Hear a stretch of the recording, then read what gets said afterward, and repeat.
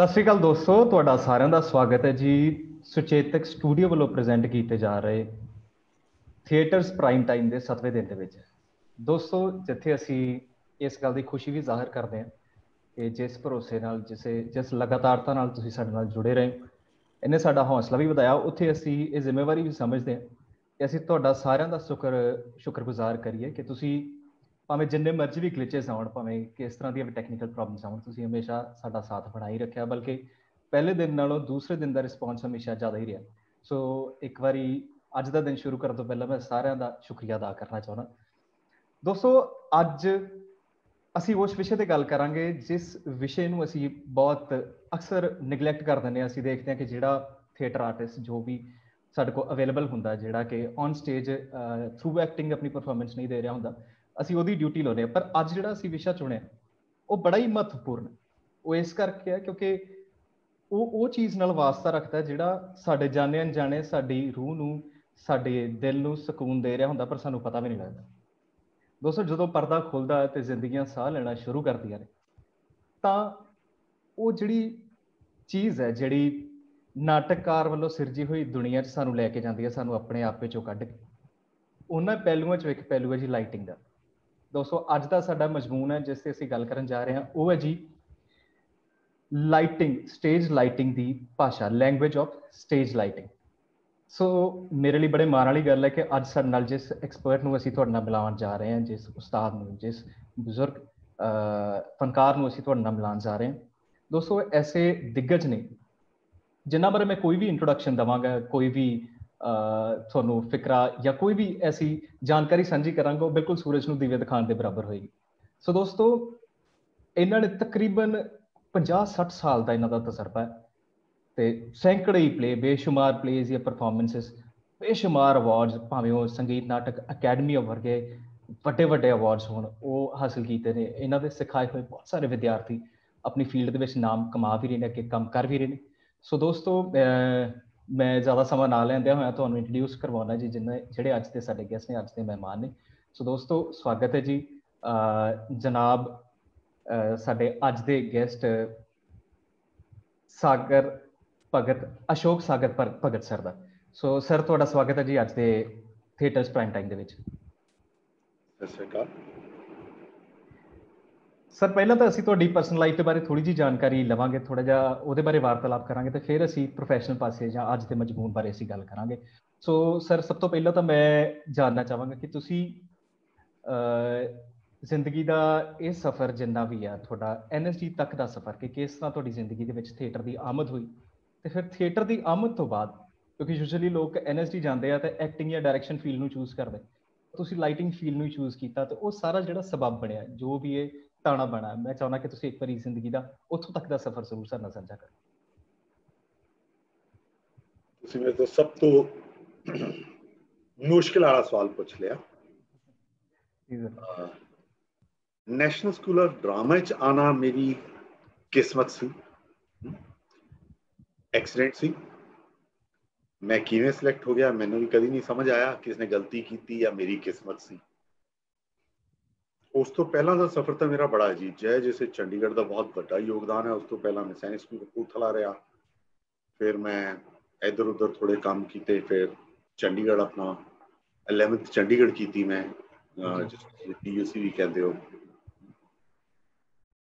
ਉਸ ਤੋਂ ਬਾਅਦ ਅਚਾਨਕ ਸਮਝ ਨਹੀਂ ਆ ਰਿਹਾ ਸੀ ਕੀ ਕਰਨਾ ਹੈ ਕੀ ਨਹੀਂ ਕਰਨਾ।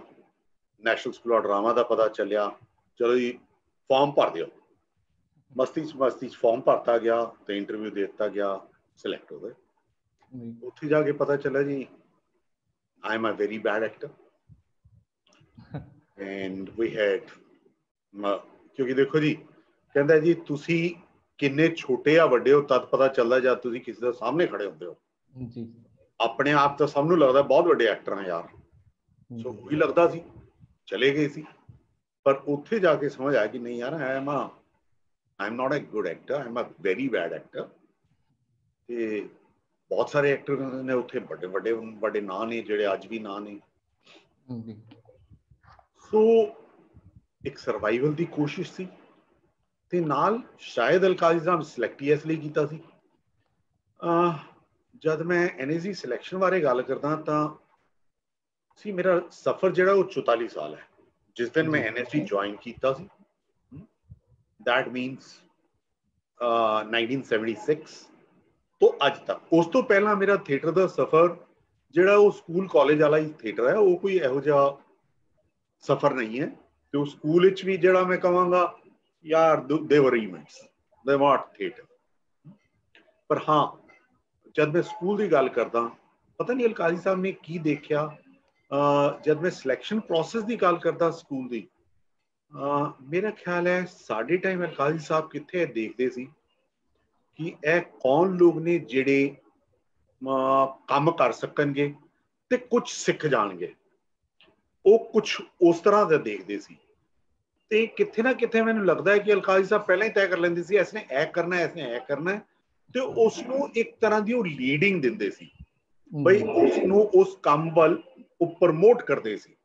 से इन बिटवीन भी he had a very watchful eye. वो यह भी देखते सी कि जी मुंडा लाइब्रेरी तो की पढ़ रहा है, किन्ने बजे पढ़ रहा है, किन्ने बजे सो रहा है, उठ रहा है। He was really keeping watch on us. अज तक जब मैं सिलेक्शन प्रोसेस करता तो अज असी जीनियस लैंदे हैं।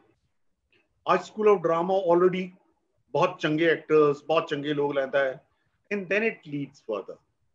पर Alkazi time was slightly different. So as I told you कि अच्छा ही सिलेक्ट हो गए, समझना है। ते उधर अलकाजी बड़े साइलेंटली मैनू बैक स्टेज वाल धकेल रहा सी, प्रमोट कर रहा सी कि ठीक है जी तू ए चीज पढ़, ए चीज देख। वो बड़े प्यार नाल सजेशन दिंदा सी, अच्छा यार ए देख लो, ए पढ़ लो, इस दे नाल बैठ जाओ जी। सो वो जिहड़े सजेशन सी ते फिर उसका ए निगलैक्ट कर देना कि अच्छा जी तुसीं एक्टिंग की क्लास मिस की थी, तो उसने नजरअंदाज करता जी। So those things were happening. ते जिवें मैं कह रहा मैं किस्मत का बड़ा धनी हाँ, बहुत चंगी किस्मत सी बई जिहड़े बैचमेट्स मिले वो भी।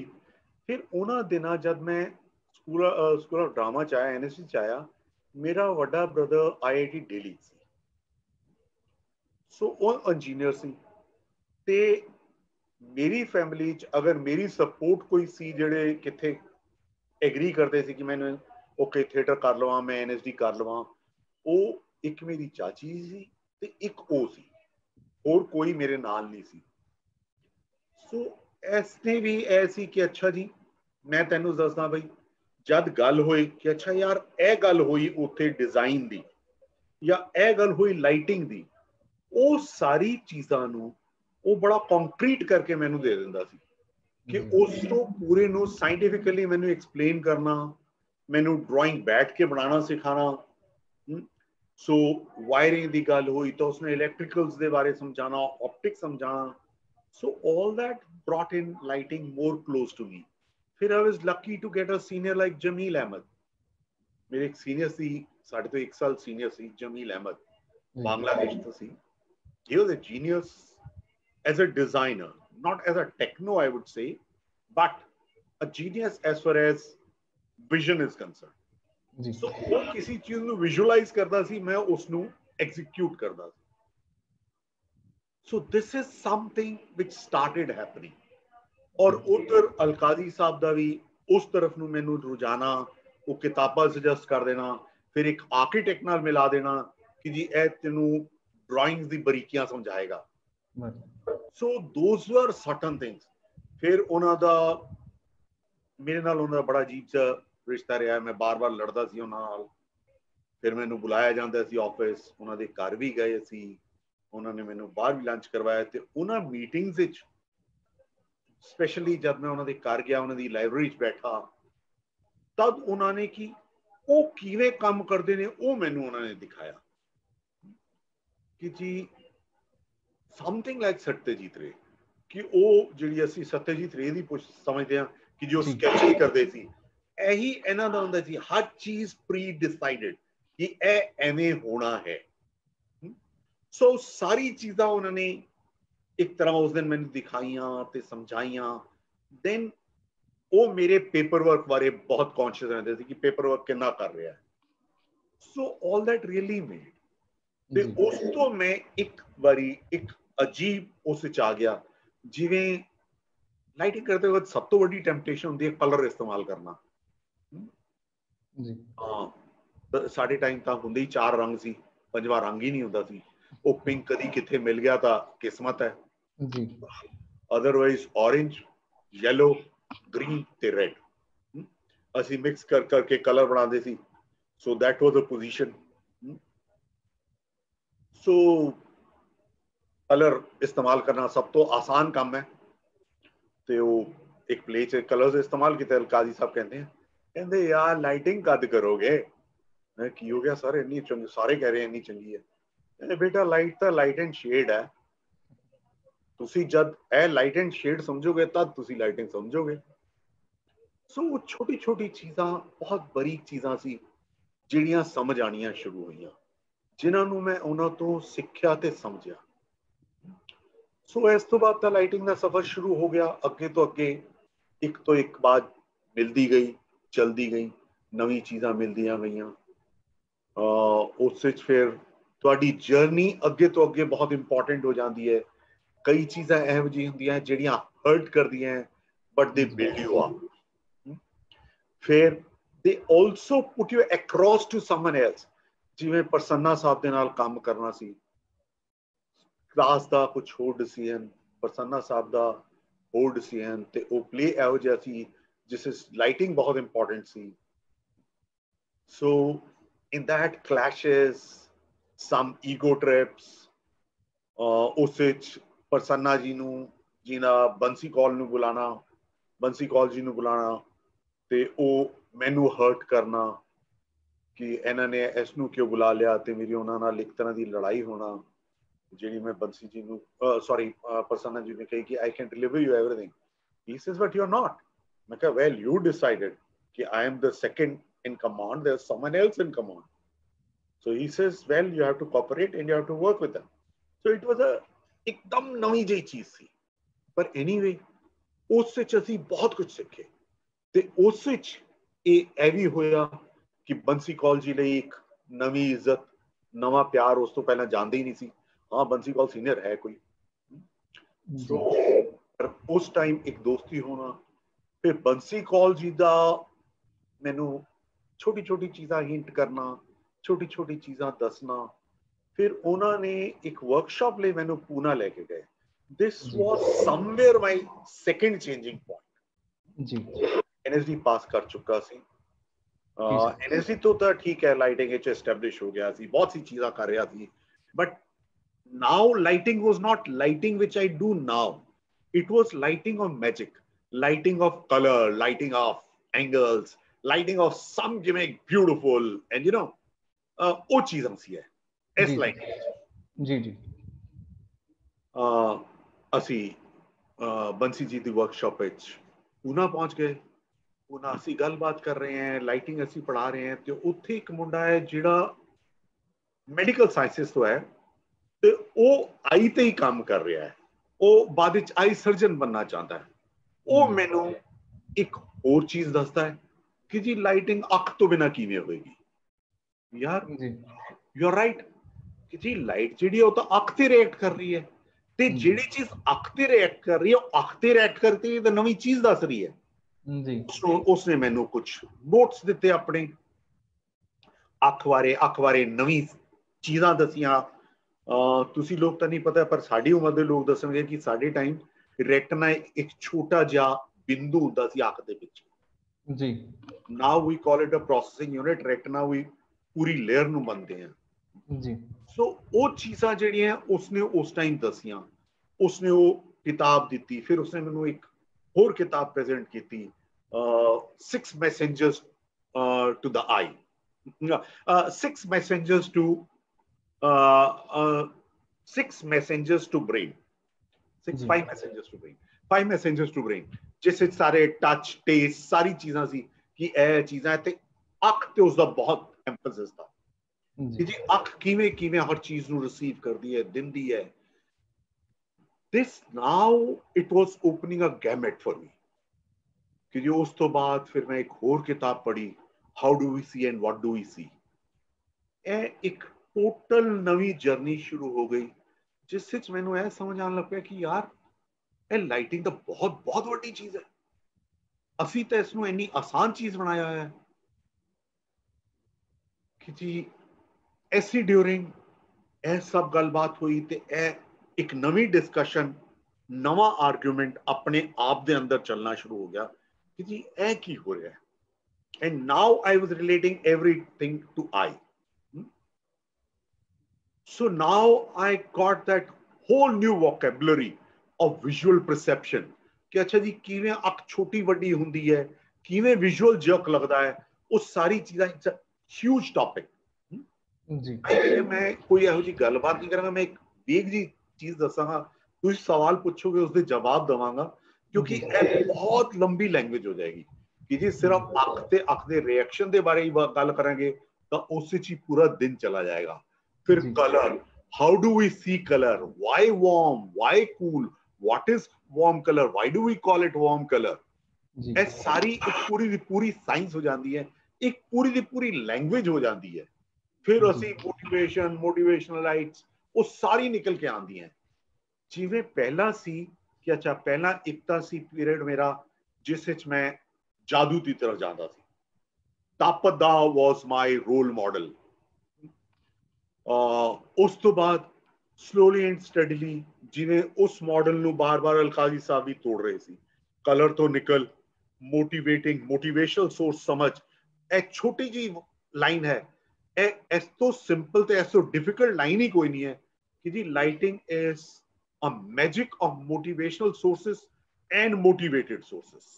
एक तरफ मोटिवेटिंग है, एक तरफ मोटिवेशनल है। मोटिवेटिंग वो होंगे हैं जिवें असी इमेजिन करते हैं कि खिड़की है, उस खिड़की तो रोशनी आ रही है और रोशनी आके कित्थे पै रही है, वो किवें बाउंस कर रही है ते वो किवें इस कमरे च फैलेगी। ਇਹ ਜਿਹੜਾ ਫਾਰਮੈਟ ਤੁਸੀਂ ਡਿਵੈਲਪ ਕਰਦੇ ਹੋ ਉਹ ਫਾਰਮੈਟ ਤੁਹਾਡਾ ਮੋਟੀਵੇਸ਼ਨਲ ਰਾਈਟ ਦਾ ਫਾਰਮੈਟ ਹੈ। ਜਿਵੇਂ ਵੇਗਲੀ ਲੋਕ ਕਹਿੰਦੇ ਜੀ ਪਹਿਲਾਂ 2 ਪੁਆਇੰਟ ਲਾਈਟਿੰਗ ਹੁੰਦੀ ਸੀ, ਹੁਣ 3 ਪੁਆਇੰਟ ਹੁੰਦੀ ਹੈ। ਉਹ ਨਹੀਂ ਯਾਰ, ਇਟਸ ਬਿਯੋਂਡ। ਤੁਸੀਂ 2 ਪੁਆਇੰਟ ਤੇ ਇੱਕ ਸਿੰਪਲ ਕਹਿਤਾ ਕਿ ਹਾਂ ਜੀ ਕੀ ਲਾਈਟ, ਫਿਲ ਲਾਈਟ। ਨਾਓ ਕੀ ਲਾਈਟ ਕਿੱਥੇ ਲੱਗਣੀ ਚਾਹੀਦੀ ਹੈ, ਕਿਉਂ ਲੱਗਣੀ ਚਾਹੀਦੀ ਹੈ ਤੇ ਉਸ ਦਾ ਐਂਗਲ ਕੀ ਹੋਣਾ ਚਾਹੀਦਾ ਹੈ। ਉਹ एक्टर दे लेफ्ट ते लगेगी या एक्टर दे राइट ते लगेगी, ऐ तो मैं तय करना है ना जी सर। उसका एंगल कितना होएगा, ए जेड़ा ए एंगल तय होना है, इस एंगल ने उसकी सारी शेडोज नु वर्क करना है कि अच्छा जी इस दी आईब्रोज दी शेडो कित्थे पेगी, किन्नी पेगी, किन्नी विजिबिलिटी होएगी, कितना कंट्रास्ट होएगा। भाई फिल इन लाइट में लाई वो किस एंगल तो लावांगा जी, ए सारी दी सारी चीज शुरू हो जाती है। फिर तुसी क्या 3 पॉइंट, चलो जी किक लाइट आ गई जी। किक लाइट क्यों, किथे, किस एंगल ते, वो किथे भी हो सकती है। So all that is a magic, जेड़ा मैजिक तुम्हारी लैंग्वेज नु डेवलप करता है। क्योंकि lighting is not a complete art जी। लाइटिंग अपने आप विच पूरी नहीं है। लाइटिंग एक सपोर्टिव आर्ट है। लाइटिंग एक्टर नु सपोर्ट करता है, डायरेक्टर नु सपोर्ट करता है, उस विजन को अगे लेके जाता है जी sir. So I have to really take care of that. और उस जरूरी है कि मैं एक्टर के एक्सप्रैशन को बूस्ट अप करा। जिवें आजकल मैं देखता कई लोग एक्टर के चेहरे ते लाइट ही नहीं पैंदी जी, लोड़ नहीं है जी, इट्स माई एक्सपेरिमेंटेशन, वो लाइट च उलझा होया है। वेयरएज मेरे लिए उसका चेहरा बहुत इंपॉर्टेंट है क्योंकि मैं तो कॉम्प्लीमेंट कर रहा ना उसके चेहरे को जी जी। उसका एक्सप्रेशन बहुत बहुत इंपॉर्टेंट है। Unless until it is desired कि उसको हाइड किया जाए जी। यह भी है कि एक प्ले है जिस पूरा दा पूरा सीन असी खेडते हैं।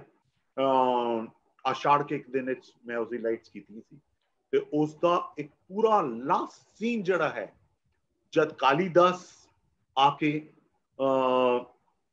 कालीदास वापस आंदा है ते oh my god what's happening, मलिका नु मिलता है ते मलिका जेडी है वो सारी कहानी सुन रही है ते उस विच मलिका बैठी उसकी कहानी सुन रही है।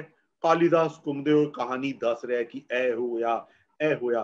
Now all that expression we were picking on Malika whereas he was a shadow moving, you know, so you are communicating what she is feeling about it. और उसकी तो जर्नी है ना, उसकी तो जर्नी है, वो अपने एहसास को मुंह से कह रहा है। तो हमने वो सेट बंसी कौल जी ने किया था, सेट के अंदर झिरियां बनवाई गई थी स्पेशली, पूरी झिरियों से लाइट आती है जो उस एटमॉस्फेयर को क्रिएट करती है, और एक लाइट सीमा विश्वास ने उसमें इसका रोल किया था, मलिका का, वेरी पावरफुली। तो उसके बैठे हुए के उसके चेहरे को हम लिट करते थे, बड़ी सफाई से मल्टीपल लाइट से उसको हमने लिट किया था, और उसको हम चेंज करते रहे। तो ये सब चीजें होती हैं। अच्छा, जो मैं अपनी बीच में छूट गया मुझसे, पहले तो मैं जो था उनके पास था, पूरी तरह से तापदा थे मॉडल। फिर अलकाजी साहब मुझे इस मोटिवेशनल पे और एक रियलिज्म के घुमाव में लेके आए, जहां पे कि मेरे लिए जैसे वो चूल्हा जो आषाढ़ का एक दिन में जलता है, और वो चूल्हा मेरे लिए एक मोटिवेशनल सोर्स हो जाता है, और उससे निकली हुई लाइट जब अंबिका के ऊपर पड़ती है, तो उससे निकली हुई लाइट के एडिशनल लाइट जो मैं उसके मुंह पे डालता हूँ, चेहरे पे डालता हूँ, तो वो मेरा मोटिवेटेड सोर्स हो जाता है। यही चीज मैं हेडा गैबलर में करता हूँ, so that burning images comes out. So ये जो है, जब मैं उस तरीके से नाटक आपको दिखाऊं, तो ये सब चीजें दिखाई देती हैं, स्पेशली आषाढ़ के एक दिन में ये बड़ी बोल्ड और इमीडिएट दिखाई देती है जी। सो ये मेरे हर प्ले में कहीं ना कहीं आपको दिखाई देता है। So it was my struggle towards realism. जी जी। बज्जू भाई के लिए हंसनी की लाइट्स करने लगे, बहुत पुरानी है, ये आषाढ़ से भी पुरानी बात है। सो हंसनी की लाइट कर रहे थे, this was a new cue to me. Bajju भाई के जब लाइट्स कर रहे थे तो मैं रियलिज्म, यार खिड़की से पैरेलल बीम्स आनी चाहिए और डिफ्यूज लाइट आनी चाहिए, तो उस पे मैं वर्क कर रहा था। तो बड़े आराम से मेरे कंधे पे हाथ रख के कहते हैं, अशोक, नाट्य काव्य है, उस काव्य को समझो और तुम्हें भी काव्य करना है। हाँ, एक नई भाषा है। हाँ यार, नाटक तो है ही काव्य। अगर मैं कहूं मुझे रियलिज्म करना है, तो यार मैं सिनेमा से नहीं टकरा सकता जी। मैं कितना भी कॉम्प्लिकेटेड सेट बना दूं, कितनी भी कॉम्प्लिकेटेड लाइट कर दूं, सिनेमा से तो मैं टकरा ही नहीं सकता। तो मुझे उससे क्यों टकराना है, मुझे उस काव्य को क्यों नहीं करना, और मुझे उस इमेज को ऑडियंस के दिमाग में क्यों नहीं क्रिएट करना। और ये, और वो जो किताबें पढ़ी, now I came to know that this is my language, and this language is talking to the subconscious mind of the audience. अब जब भी मैं लाइट करता हूँ, जितने भी प्लेस की मैंने लाइट्स की, मेरे लिए सबसे इंपॉर्टेंट ये था कि ऑडियंस को कैसे रिएक्ट करेगा, ऑडियंस इसको कैसे देखेगी, उसके एम्फेसिस कहाँ जाएंगे और क्यों जाएंगे। सो इन तीनों गुरुओं ने एक अजीब सी चीज मुझे दी जी। मेरा मतलब तापदा, अलकाजी साहब, उसके बाद जो गुरु हैं मैं मिक्स कर रहा हूँ, बीच में जमील अहमद भी, और फिर बंसी कौल जी भी, और राम गोपाल बजाज जी भी, इवन मेरे अपने सब्जेक्ट टीचर जो जीएन दास गुप्ता जी थे, उन्होंने हाँ उसका बेसिक, उसकी साइंस बहुत अच्छे तरीके से उन्होंने दी, और आई वुड से, और उसके बियॉन्ड जो मुझे लेके जाता था वो मेरा बड़ा भाई था, कि यार वो इतनी बारीकियां मुझे बतला देता था, which was unimaginable जी। That's what the beginning of journey जी जी जी सर। मैं यकीन सारे दावे नाल कह सकदा कि बहुत सारे ऐसे साडे दोस्त जिहड़े नाल जुड़े हुए ने, ਉਹ ਸੁਣ ਕੇ ਇਹ ਪੁਆਇੰਟ ਆਫ ਵਿਊ ਜਿਹੜਾ ਲਾਈਟਿੰਗ ਨੇ ਤੁਸੀਂ ਹੁਣ ਪੇਸ਼ ਕੀਤਾ, ਸ਼ਾਇਦ ਲਾਈਟਿੰਗ ਦੇ ਬਾਰੇ ਜਿਹੜਾ ਨਜ਼ਰੀਆ ਪਹਿਲਾਂ ਰੱਖਦੇ ਸੀ, ਬਿਲਕੁਲ ਅਲੱਗਾ ਨਜ਼ਰੀਆ ਹੁਣ ਰੱਖਣਗੇ। ਸੋ ਸਾਡੇ ਨਾਲ ਜਿੰਨੇ ਵੀ ਦੋਸਤ ਸਾਡੇ ਜੁੜੇ ਹੋਏ ਨੇ, ਮੈਂ ਉਹਨਾਂ ਨੂੰ ਇੱਕ ਵਾਰੀ ਸ਼ੁਕਰੀਆ ਅਦਾ ਵੀ ਕਹਿਣਾ, ਲੱਖਾ ਲਹਿਰੀ ਸਰ, ਜਸਪ੍ਰੀਤ ਕੌਰ ਜੀ, ਇੰਦਰਜੀਤ ਸਿੰਘ ਭਾਟੀਆ ਸਰ, ਇੰਦਰਜੀਤ ਕੌਰ ਗੋਲਦੀ ਜੀ, ਰਵਿੰਦਰ ਸਿੰਘ ਬਾਠ, ਤੇ ਹੋਰ ਬਹੁਤ ਸਾਰੇ, ਸੰਦੀਪ ਸ਼ਰਮਾ ਜੀ, ਕੁਮਾਰ ਪਵਨਦੀਪ, ਵਿਪਨ ਕਟਾਰੀਆ ਜੀ, ਲਾਭ ਸਿੰਘ ਖੀਵਾ, ਤੇ ਬਹੁਤ ਸਾਰੇ ਹੋਰ ਦੋਸਤ ਸਾਡੇ ਨਾਲ ਜੁੜ ਚੁੱਕੇ ਨੇ। ਬਹੁਤ ਬਹੁਤ ਸ਼ੁਕਰੀਆ ਦੋਸਤੋ ਸਾਡੇ ਨਾਲ ਜੁੜਨ ਲਈ। ਤੁਸੀਂ ਲਾਈਵ ਇਹ ਪ੍ਰੋਗਰਾਮ ਦੇਖ ਰਹੇ ਹੋ, ਮੈਂ ਆਸ ਕਰਦਾ ਕਿ ਤੁਸੀਂ ਇਹਨੂੰ ਸ਼ੇਅਰ ਵੀ ਕਰੋਗੇ ਤੇ ਵੱਧ ਤੋਂ ਵੱਧ, ਕਿਉਂਕਿ ਇਹ ਨੌਲੇਜ ਜਿਹੜੀ ਖਾਸ ਕਰਕੇ ਮੈਂ ਮੰਨਣ 'ਚ ਕੋਈ ਸ਼ੱਕ ਨਹੀਂ ਕਰਾਂਗਾ, ਕੋਈ ਰੇਜ਼ ਨਹੀਂ ਕਰਾਂਗਾ ਕਿ ਸ਼ਾਇਦ ਸਰ ਵਾਹਿਦ ਐਸੇ ਇੰਡੀਆ ਦੇ ਕੁਝ ਕੁ ਲਾਈਟ ਨੂੰ ਸਮਝਣ ਵਾਲੇ ਐਸੇ ਸ਼ਖਸੀਅਤ ਹੋਣਗੇ ਜਿਨ੍ਹਾਂ ਨੂੰ ਲਾਈਫ ਦੀ ਡੈਪਥ ਵਿੱਚ ਇਸ ਤਰ੍ਹਾਂ ਦੇ ਤਜਰਬੇ ਨਾਲ ਨੌਲੇਜ ਹੈ। ਸੋ ਸਰ ਅਗਲੇ ਪਾਸੇ ਜੇ ਅਸੀਂ ਵਧੀਏ ਤਾਂ ਇੱਕ ਸਵਾਲ ਜਿਹੜਾ ਸਾਡੇ ਜ਼ਹਿਨ 'ਚ ਆਉਂਦਾ ਉਹ ਇਹ ਹੈ ਕਿ ਅਸੀਂ ਟ੍ਰੇਨਿੰਗ ਜਿਹੜੀ ਹੈ ਸਰ ਐਕਟਿੰਗ ਬਾਰੇ ਕਾਫੀ ਸੁਣਿਆ, ਕਾਫੀ ਜਾਣਦੇ ਆ, ਮਿਊਜ਼ਿਕ ਦੀ ਟ੍ਰੇਨਿੰਗ ਬਾਰੇ ਜਾਣਦੇ ਆ, ਡਾਂਸ ਦੀ ਟ੍ਰੇਨਿੰਗ ਬਾਰੇ ਜਾਣਦੇ, ਪਰ ਇੱਕ ਲਾਈਟਿੰਗ ਐਸਾ, ਕਿਉਂਕਿ ਤੁਸੀਂ ਖੁਦ ਹੀ ਇਹ ਚੀਜ਼ ਨੂੰ ਕਲੀਅਰ ਕੀਤਾ ਕਿ ਜਿਹੜਾ ਇਹ ਕੰਪਲੀਟ ਆਰਟ ਨਹੀਂ ਹੈ, ਇਹ ਅਸਿਸਟ ਕਰਨ ਲਈ ਹੈ ਕਿ ਜੋ ਵੀ ਅਸੀਂ ਸਟੋਰੀ ਹੈ ਜਿਹੜੀ ਉਹ ਪ੍ਰੈਜ਼ੈਂਟ ਕੀਤੀ ਜਾਏ। I'll use the word complementary art ਜੀ, ਕੰਪਲੀਮੈਂਟਰੀ। ਸੋ ਸਰ ਇਸ ਚੀਜ਼ ਦੀ ਟ੍ਰੇਨਿੰਗ ਦੇ ਲਈ ਕੀ ਪ੍ਰੋਸੈਸ ਹੈ? ਦਰਅਸਲ ਇਹਦੀ ਟ੍ਰੇਨਿੰਗ ਦੇ ਵਿੱਚ ਕੀ ਕੀ ਚੀਜ਼ਾਂ ਇਨਵੋਲਵਡ ਹੁੰਦੀਆਂ ਨੇ? ਯਾਰ ਜਦ ਤੁਸੀਂ ਥੀਏਟਰ ਦੀ ਗੱਲ ਕਰਦੇ ਹੋ, ਥੀਏਟਰ ਤੋਂ ਆਸਾਨ ਤੇ ਥੀਏਟਰ ਤੋਂ ਮੁਸ਼ਕਿਲ ਕੋਈ ਹੋਰ ਚੀਜ਼ ਨਹੀਂ ਹੈ ਜੀ, ਕਿਉਂਕਿ ਈਵਨ ਨਾਟਯ ਸ਼ਾਸਤਰ ਕਹਿੰਦਾ ਹੈ ਕਿ ਜੀ ਇਹ ਆਪਣੇ ਅੰਦਰ ਸਾਰੀ ਸਾਇੰਸਸ, ਸਾਰੇ ਆਰਟ, ਸਭ ਕੁਝ ਆਪਣੇ ਅੰਦਰ ਸਮੋ ਲੈਂਦਾ ਹੈ। ਜਦ ਤੁਸੀਂ ਲਾਈਟਿੰਗ ਦੀ ਗੱਲ ਕਰਦੇ ਹੋ ਤਾਂ ਲਾਈਟਿੰਗ ਤੋਂ ਤਾਂ ਆਸਾਨ ਕੋਈ ਚੀਜ਼ ਹੀ ਨਹੀਂ ਹੈ ਯਾਰ। ਹਰ ਛੋਟੇ ਵੱਡੇ ਸ਼ਹਿਰ ਵਿੱਚ, ਈਵਨ ਛੋਟੇ ਵੱਡੇ ਗ੍ਰਾਂ ਵਿੱਚ ਵੀ, ਈਵਨ ਇਨ ਛੋਟੇ ਵੱਡੇ ਵਿਲੇਜ ਵਿੱਚ ਇੱਕ ਟੈਕਨੀਸ਼ੀਅਨ ਹੁੰਦਾ ਹੈ। ਉਹ ਟੈਕਨੀਸ਼ੀਅਨ ਦਾਦਾ ਹੁੰਦਾ ਹੈ ਤੇ ਬਹੁਤ ਚੰਗਾ ਲਾਈਟ ਡਿਜ਼ਾਈਨਰ ਹੁੰਦਾ ਹੈ। ਤੁਸੀਂ ਅਗਰ ਪਹਿਲਾਂ ਚਲੇ ਜਾਓ ਜੀ, ਹਰ ਹਾਲ ਦਾ ਟੈਕਨੀਸ਼ੀਅਨ ਸਭ ਤੋਂ ਵੱਡਾ ਲਾਈਟ ਡਿਜ਼ਾਈਨਰ ਸੀ। ਤੇ ਜਿਵੇਂ ਤੁਸੀਂ ਸ਼ੁਰੂਆਤ ਵਿੱਚ ਕਿਹਾ ਕਿ ਯਾਰ ਜਿਹੜਾ ਫ੍ਰੀ ਸੀ ਉਸਨੂੰ ਕਿਹਾ ਚਲੋ ਤੂੰ ਲਾਈਟਿੰਗ ਕਰ ਦੇ, ਕਿ ਜੀ ਉਹ ਕਹਿੰਦਾ ਜੀ ਸਵਿਚ ਆਨ ਹੀ ਤਾਂ ਕਰਨਾ ਹੈ। ਤੁਸੀਂ ਸਵਿਚ ਆਨ ਦੀ ਜਗ੍ਹਾ ਇੱਥੇ ਡਿਮਰ ਲਾਤਾ ਕਿ ਹਾਂ ਜੀ ਸਲੋ ਉੱਤੇ ਕਰਨਾ ਹੈ, ਸਲੋ ਥੱਲੇ ਕਰਨਾ ਹੈ। ਉਹ ਭਾਜੀ ਜਦ ਉਸਨੂੰ ਉੱਤੇ ਕਰੋਗੇ ਲਾਈਟ ਤਾਂ ਜਲੇਗੀ ਤੇ ਕਿਸੇ ਲਾਈਟ ਦੇ ਅੱਗੇ ਤੁਸੀਂ ਕਲਰ ਲਾ ਦਿਓਗੇ ਤਾਂ ਉਹ ਕਲਰ ਆਏਗਾ ਹੀ ਆਏਗਾ। ਠੀਕ ਹੈ ਜੀ। ਅੱਛਾ, ਤੁਸੀਂ ਜਦ ਉਸਨੂੰ ਇੱਧਰ ਉੱਧਰ ਕਰੋਗੇ ਇਮੇਜ ਵੀ ਬਣੇਗੀ, ਐਂਗਲ ਬਣੇਗਾ ਹੀ ਬਣੇਗਾ। ਸੋ ਭਾਜੀ ਇਹ ਤਾਂ ਬਹੁਤ ਆਸਾਨ ਹੈ। ਤੁਸੀਂ ਇਕਵਿਪਮੈਂਟ ਦੀ ਤਰਫ ਚਲੇ ਜਾਓ ਕਿ ਹਾਂ ਜੀ ਬਹੁਤ ਵਧੀਆ ਇਕਵਿਪਮੈਂਟ ਅਵੇਲੇਬਲ ਹੈ, ਉਸ ਇਕਵਿਪਮੈਂਟ ਨੂੰ ਇਸਤੇਮਾਲ ਕਰੋ। ਪਰ ਹਾਂ ਕਿਉਂ, ਕਿੱਥੇ, ਕੀ, ਜਦ ਇਸ ਦੇ ਵੱਲ ਜਾਓਗੇ then it becomes a science। ਮੇਰੇ ਲਈ ਤਾਂ 75% ਸਾਇੰਸ ਹੈ। ਮੇਰੇ ਅਨੁਸਾਰ ਇਸ ਦੀ ਇਨੋਰਮਸ ਟ੍ਰੇਨਿੰਗ ਹੈ, ਬਹੁਤ ਮੁਸ਼ਕਿਲ ਟ੍ਰੇਨਿੰਗ ਹੈ, ਕਿਉਂਕਿ ਮੈਨੂੰ ਅੱਖ ਬਾਰੇ ਵੀ ਜਾਣਨਾ ਹੈ, ਮੈਨੂੰ ਸਮਝਣਾ ਹੈ ਕਿ ਅੱਖ ਦੀ ਪੁਤਲੀ ਕਿਵੇਂ ਕੰਮ ਕਰਦੀ ਹੈ। ਸਾਨੂੰ ਭਗਵਾਨ ਨੇ ਦੋ ਅੱਖਾਂ ਕਿਉਂ ਦਿੱਤੀਆਂ ਨੇ? ਇੱਕ ਅੱਖ ਨਾਲ ਕੰਮ ਨਹੀਂ ਚੱਲ ਸਕਦਾ ਸੀ। ਇਹ ਬਹੁਤ ਪ੍ਰੀਸਾਈਜ਼ ਚੀਜ਼ ਹੈ। ਜਦ ਅੱਖ ਬਾਰੇ ਗੱਲ ਕਰਦੇ ਤਦ ਮੈਂ ਗੱਲ ਕਰਦਾ ਕਿ ਜੀ ਆਈਬ੍ਰੋਜ਼ ਕੀ ਨੇ, ਕਹਿੰਦਾ ਜੀ ਕੀ ਹੈ ਤਾਂ ਬਿਊਟੀਫੁਲ ਰੱਖਣ ਲਈ ਹੈ, ਸੁੰਦਰ ਲੱਗਦਾ ਹੈ, ਐਕਸਪ੍ਰੈਸ਼ਨ ਆਉਂਦਾ ਹੈ। ਉਹ ਨਹੀਂ ਯਾਰ, ਅੱਖ ਦਾ ਗਾਰਡ ਹੈ। ਅੱਛਾ, ਸੇਮ ਤੁਹਾਡੇ ਆਈਲੈਸ਼ਸ ਕਿਉਂ ਨੇ? ਅੱਛਾ ਜੀ, ਫਿਰ ਜਦ ਤੁਸੀਂ ਇੱਕਦਮ ਤੁਹਾਡੀ ਅੱਖ ਐਵੇਂ ਦੀ ਕਰਦੀ ਹੈ, ਤੁਸੀਂ ਕਿਸੇ ਚੀਜ਼ ਨੂੰ ਦੇਖ, ਸੂਈ ਧਾਗਾ ਪਾਉਂਦੇ ਹੋ ਤਾਂ ਅੱਖ ਨੂੰ ਐਵੇਂ ਕਰਦੇ ਹੋ, ਦੈਟ ਮੀਨਸ ਕਿ ਉਹ ਮਸਕੂਲਰ ਹੈਲਪ ਤੁਸੀਂ ਲਈ ਨਾ। ਉਹ ਮਸਕੂਲਰ ਹੈਲਪ ਕਿਉਂ ਲੈਂਦੇ ਹੋ? ਉਸ ਮਸਕੂਲਰ ਹੈਲਪ ਦਾ ਦਿਮਾਗ ਤੇ ਕੀ ਅਸਰ ਹੈ? ਤੇ ਭਗਵਾਨ ਨੇ ਇਹ ਅੱਖਾਂ ਸਿੱਧੀ ਦਿਮਾਗ ਦੇ ਬਿਲਕੁਲ ਨੇੜੇ ਕਿਉਂ ਲਾਈਆਂ ਨੇ? ਇਹ ਬਹੁਤ ਵੱਡੀ ਗੱਲ ਹੈ ਜੀ। ਕਹਿੰਦਾ ਜੀ ਕਿ ਯਾਰ ਲਾਈਟ ਦਾ ਇੱਕ ਲੈਟੀਟਿਊਡ ਹੁੰਦਾ ਹੈ। ਜਦ ਮੈਂ ਕਿਸੇ ਨੂੰ ਕਹਿੰਦਾ ਨਾ ਲੈਟੀਟਿਊਡ ਹੁੰਦਾ ਹੈ ਅੱਖ ਦਾ ਇੱਕ ਲੈਟੀਟਿਊਡ ਹੁੰਦਾ ਹੈ, ਲੋਕ ਕਹਿੰਦੇ ਕੀ ਮਤਲਬ? ਮੈਂ ਕਿਹਾ ਯਾਰ ਅੱਖ ਪੂਰਾ ਨਹੀਂ ਦੇਖਦੀ, ਅੱਖ ਇੱਕ ਪਾਰਟਿਕੂਲਰ ਰੇਂਜ ਦੇਖਦੀ ਹੈ, ਲਾਈਟ ਤੋਂ ਡਾਰਕਨੈਸ ਦੀ ਇੱਕ ਰੇਂਜ ਦੇਖਦੀ ਹੈ, ਤੇ ਡਾਰਕਨੈਸ ਤੋਂ ਬ੍ਰਾਈਟਨੈਸ ਦੀ ਇੱਕ ਰੇਂਜ ਦੇਖਦੀ ਹੈ।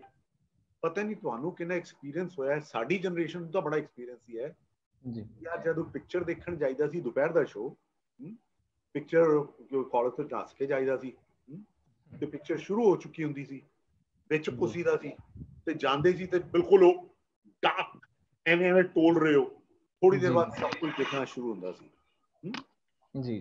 ਸੋ ਦਿਸ ਇਜ਼ ਵਿਜ਼ੂਅਲ ਅਡੈਪਟੇਸ਼ਨ। ਤੇ ਇਹ ਜਿਹੜੀ ਚੀਜ਼ ਹੈ, ਇਸ ਵਿੱਚ ਤੁਹਾਡੀ ਅੱਖ ਦੀ ਪੁਤਲੀ ਸਲੋ ਖੁੱਲਦੀ ਹੈ ਨਾ। ਇਹ ਜਿਹੜੀ ਚੀਜ਼ ਹੈ ਇਹ ਤੁਹਾਨੂੰ ਸਮਝਣੀ ਹੈ ਨਾ। ਫਿਰ ਜਿਵੇਂ ਤੁਸੀਂ ਕਿਹਾ ਵਾਰਮ ਕਲਰ, ਕਿ ਜੀ ਕੀ ਹੈ ਵਾਰਮ ਕਲਰ? ਵਾਰਮ ਕਲਰ ਕਹਿੰਦਾ ਜਿਹੜੇ ਕਲਰ ਇੱਕ ਤਰ੍ਹਾਂ ਦੀ ਅੱਖ ਵਿੱਚ, ਕਿਉਂਕਿ ਉਹਨਾਂ ਦੀ ਜਿਹੜੀ ਉਹਨਾਂ ਦੀ ਫ੍ਰੀਕੁਐਂਸੀ ਆ ਉਹ ਹਾਇਰ ਹੈ। ਸੋ ਬਿਕੋਜ਼ ਆਫ ਦੈਟ ਉਹ ਇੱਕ ਵਾਈਬ੍ਰੇਸ਼ਨ ਕ੍ਰੀਏਟ ਕਰਦੇ ਨੇ, ਉਹ ਵਾਈਬ੍ਰੇਸ਼ਨ ਤੁਹਾਨੂੰ ਉਹ ਦਿੰਦੀ ਹੈ, ਗਰਮੀ ਦਿੰਦੀ ਹੈ, ਤੇ ਤੁਸੀਂ ਕਹਿੰਦੇ ਆ ਵਾਰਮ ਕਲਰ ਹੈ, ਤੇ ਉਹ ਸਭ ਤੋਂ ਪਹਿਲਾਂ ਤੁਹਾਨੂੰ ਅਟਰੈਕਟ ਕਰਦੀ ਹੈ। ਫਿਰ ਕਿਉਂਕਿ ਉਸਦੀ ਵੇਵਲੈਂਥ ਲੰਬੀ ਹੈ, ਵੇਵਲੈਂਥ ਲੰਬੀ ਹੈ, ਉਹ ਲਾਈਟ ਟਰਨ ਨਹੀਂ ਕਰਦੀ। ਕਹਿੰਦੀ ਜੀ ਆਕਾਸ਼ ਨੀਲਾ ਕਿਉਂ ਹੈ? ਉਹ ਸਰ ਜੀ ਮੇਰਾ ਇਹੀ ਤਾਂ, ਮੇਰੀ ਪੂਰੀ ਕਹਾਣੀ ਦਾ ਇਹੀ ਤਾਂ ਜਿਸਤ ਹੈ ਕਿ ਹਾਂਜੀ ਅੱਖ ਤੁਹਾਡੇ ਨਾਲ ਤੇ ਲਾਈਟ ਤੁਹਾਡੇ ਨਾਲ।